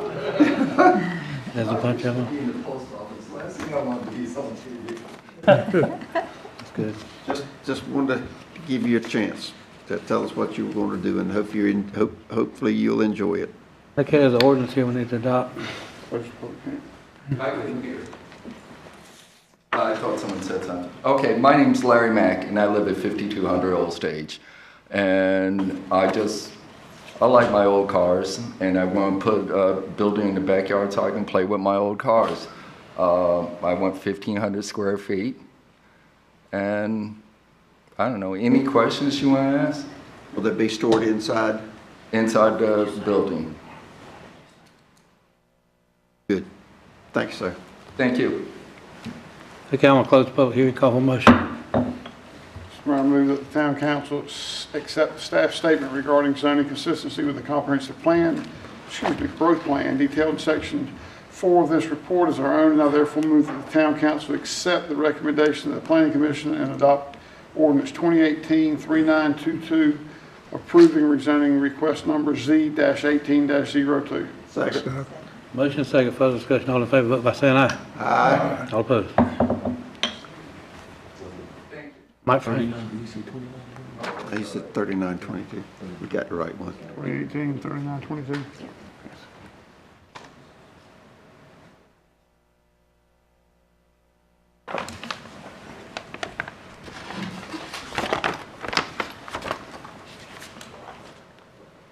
All right, good evening, Mayor, members of council. I fear that I may have one of the less exciting items of the night, but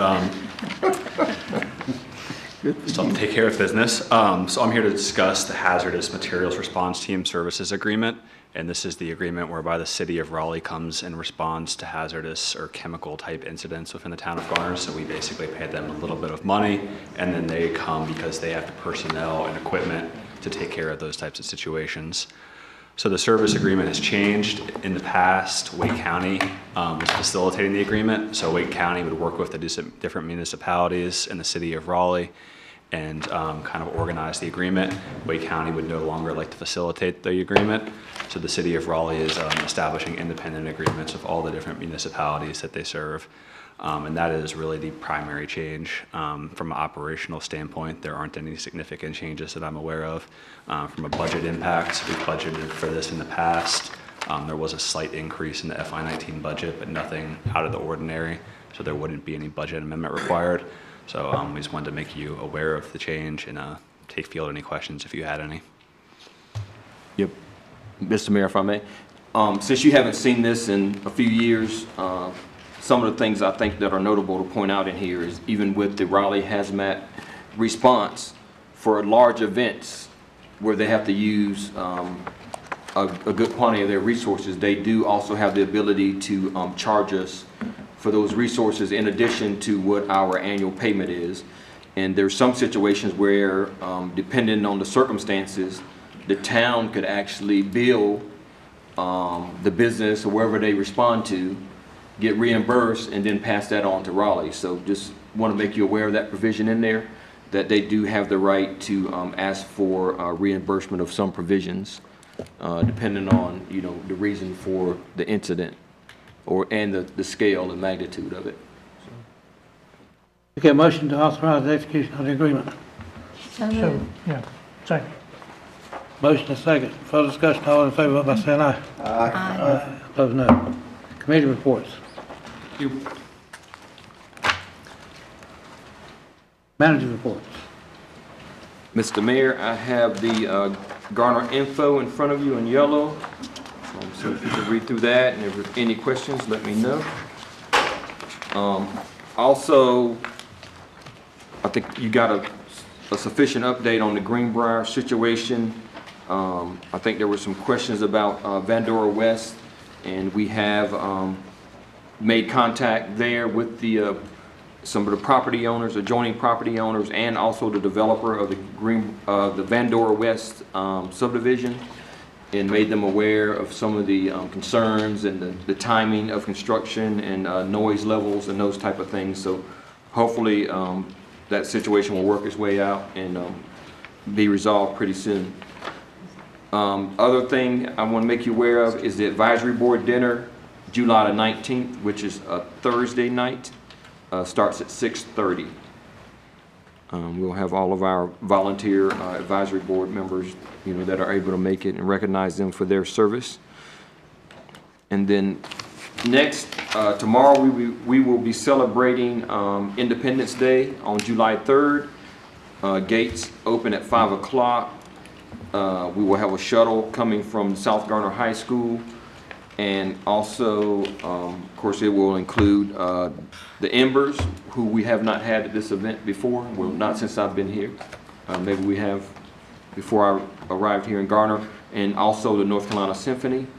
And there's always a moment in there where the council will be introduced, and we are to be at the stage at 7:40 p.m.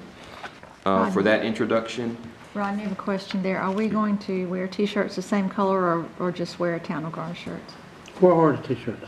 I have no idea about the T-shirts. I have not received one, so they may not have T-shirts this year, but that's something we'll look into. But I would just say otherwise, wear your favorite Garner T-shirt or whatever else. Right, your favorite that works. 4th of July, red, white, and blue shirt. But which is fine. But I'll check on T-shirts. But we would typically have gotten them by now, so I'm not sure what it's fine. We have plenty. Yeah. Just wondered. And the T-shirts we're usually matching, but I don't know if I've always been agreeable to the colors, so I'm fine finding something in my own wardrobe. But As long as you're but anyway, it'll be okay, huh? Yeah, that's right. That's right. Now wait a minute. What about if you got a T-shirt that says 2003, 2004? Yeah, that's your preference. But I'm gonna probably wear something more up to date than that. But anyway, that's all we got. Hopefully we'll have a good crowd. I think it's gonna be hot. hopefully coming into the evening, it'll, cool off a little bit, but at least, I probably shouldn't even say this, but at least the forecast is not calling for any widespread rain. So we can deal with the heat better than we can with the rain, so. Well, we'll be allowed to have, I call them beach umbrellas. They are not allowed, when the show starts, all umbrellas will have to be down. So you're not blocking the participants behind you. Okay. And again, Rodney, it says 7:40 now. That's earlier than we've ever been before. So I'm just making sure. We're sure this is 7:40. We're not going to sit there for 35 minutes.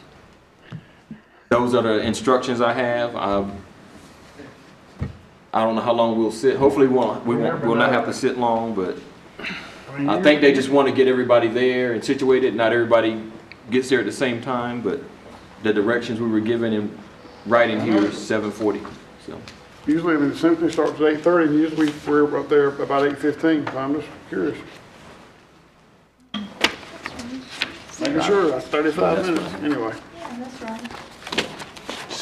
Okay. Which is right, Kathy? The 7:40. 7:40 is what? In years past, we had to be there at 7 o'clock, so this is more reasonable. Yeah, we never had to be there at 7 o'clock. Usually it's 8 o'clock. I'm sorry, you're mistaken. Well, it's close to 8 o'clock. 8:15, because usually that's when we go on is 8:15.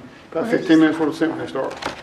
Right, they just want to be sure that you're there and in line at the right time. And they're giving you plenty of leeway. 7:40? 7:40. Look, with the Embers being primarily a beach music band, I want to let y'all know Tony Beasley has agreed to teach a little shagging before they leave. All right. Can you do it, Tony? I'm good. I'm good. Find somebody in your place. You tried it yesterday, didn't you? You been at the beach? Yes, I have, and if you want to go get in some practice lessons, they're playing in the good town of Faith tonight, a town I was in just yesterday. And they're playing there, so they'll get their kicks there and come on down here to Garner and play for us tomorrow night. Very good. You'll love no Tony. He ain't said nothing. What's the turn you having? So that's why we got to be there at 7:40. You're For shagging lessons, that's Well, right. there you go. Another thing. Okay, let's start with the council. We'll start with Grace Singleton. I'll see everyone tomorrow night at the park. But Kennedy. Okey-dokey, I'm sure that other folks have responded to or are in the process of responding to Rodney's request about follow-up from the benefits survey that we heard proposals on the other night. I would, there's a couple of points that I'd like to mention. I've heard about the professional development scale or ladder that's been proposed before, and one of the things that I proposed to Rodney right off the bat is that if a professional development ladder is good for the police department, then I think it would be appropriate to try to extend that to all departments, and then that gives us some measure of parity and equality. So that's the one thing that that I requested. I will not go through the others. I mean, everybody, once he assembles, gets the input from everybody, I'm sure he'll be bringing that back to us. I would also request that anyone from council, that you may have someone in mind to appear or to work with the ad hoc committee with the on appearance, to submit a name to John Hodges, because he's trying to put that group together. Right, and I recently having conversation with Elaine Jenkins, I asked her. George Rucker has said that he would in the past, and so has Roger Allen. George is only in his early, or about 80, and so he's still working. The other two are retired and from their positions. One, with the FBI or SBI, one or the other, and but both of them said that they would. Like, how many people are we looking for that committee? I'll leave that up to John. I think, Ms. Behringer, it would be good that if you have anyone that is interested, let's convene an initial meeting and determine levels of interest, because we may have some people that actually want to serve on a committee and some who want to give input and maybe get periodic updates. At least that's my experience in the past. So I would just say, if you have somebody that you think has a sincere interest, get me their name and I'll be glad to try to help figure out their level of interest. Two other things. One, I got a call and the guy may have already talked to the town, but I think their last name is Godwin. No, Hudson. I'm sorry, Hudson. That lives in very close proximity to the YMCA. Is that and there's a commercial dumpster apparently that unloads or picks up and unloads with a very loud noise, sometimes between 6 and 6:30. And I got a call from that Mrs. Hudson, and you could tell by her voice that it was truly bothering her. I'm not sure what authority we have except to speak to them, see if they can do it at a more convenient time rather than I'm sure she'd rather listen to a rooster than to hear a 2-ton piece of metal hit the ground. Right, I'll speak to the executive director. We've made requests like that before on commercial businesses, so hopefully we can I get some suspect type he of might do compliance. more than we could and direct bearing on it. Last thing, I'll come back to the benefits. One of the additional things I got to thinking about was a piece of information that might be of some benefit to us is if we could determine, and I think it's public record, the tax base of some of the communities that were used in the study for references or for comparisons. I think that would give us some measure of wealth per population, and then it would be another reference to do the comparisons with the numbers that were presented in that spreadsheet. And to finance, I don't mean any offense at all. I'm hoping that, Rodney, that if with the information that was given by finance to the consultant, if they could have a chance to review those numbers that they provided to make sure we're talking apples and apples, that would be of some. It just seemed like some of the numbers, I won't say they're wrong, but double check them. Maybe we can understand them. Maybe they'll make a little bit more sense. But there were some places that I was totally surprised. And then in other places I felt differently. So let's just say if any of the information that was provided by finance, particularly on amounts of dollars that are spent on benefits, because I feel like that's where the information would be coming from. And yeah, that's all I have. Jackie. Yes, sir. 310 and 402 West Garner Road, the grass has gone to daffodils or whatever they are, yellow flowers, and it needs to be mowed. And these are ongoing problems with these properties every year. I wish there was something we could do to just monitor them and get them mowed in a more timely manner, because they look terrible, and we're coming up on a holiday week, and it's this way every year. So 310 and 402 West Garner Road. And to tag on to what Buck said about the benefits package, I would just like some more information or greater understanding about the disparity between our figure for salaries paid and other municipalities of similar size. I can't get my head around that. Was it 9 million or not? And then Morrisville or another town close by was 165 million, am I right? Or no, 116 million? I just would Might like... have been 16 million. 16 million. Okay, I would just like some better understanding. I don't know how to work with that. So maybe I'm asking for somebody to hang the moon, and we don't know how to do that, but I certainly don't. So I would like some more understanding of that. And the last thing is that last week I mentioned to you all the Global Leadership Summit to be held at the Capitol Church in August, and I have flyers tonight, so I'm going to pass those around for everybody. Yeah.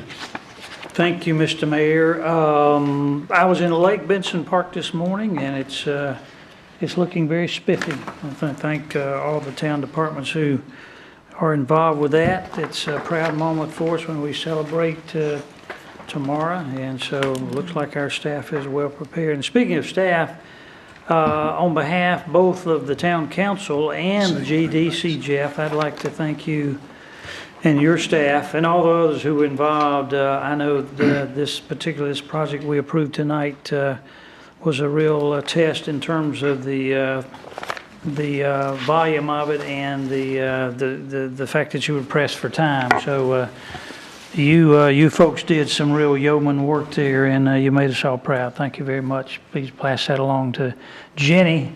Has she retired now, or has she? Okay. How quickly did she run out the door? Yeah. She did her last piece.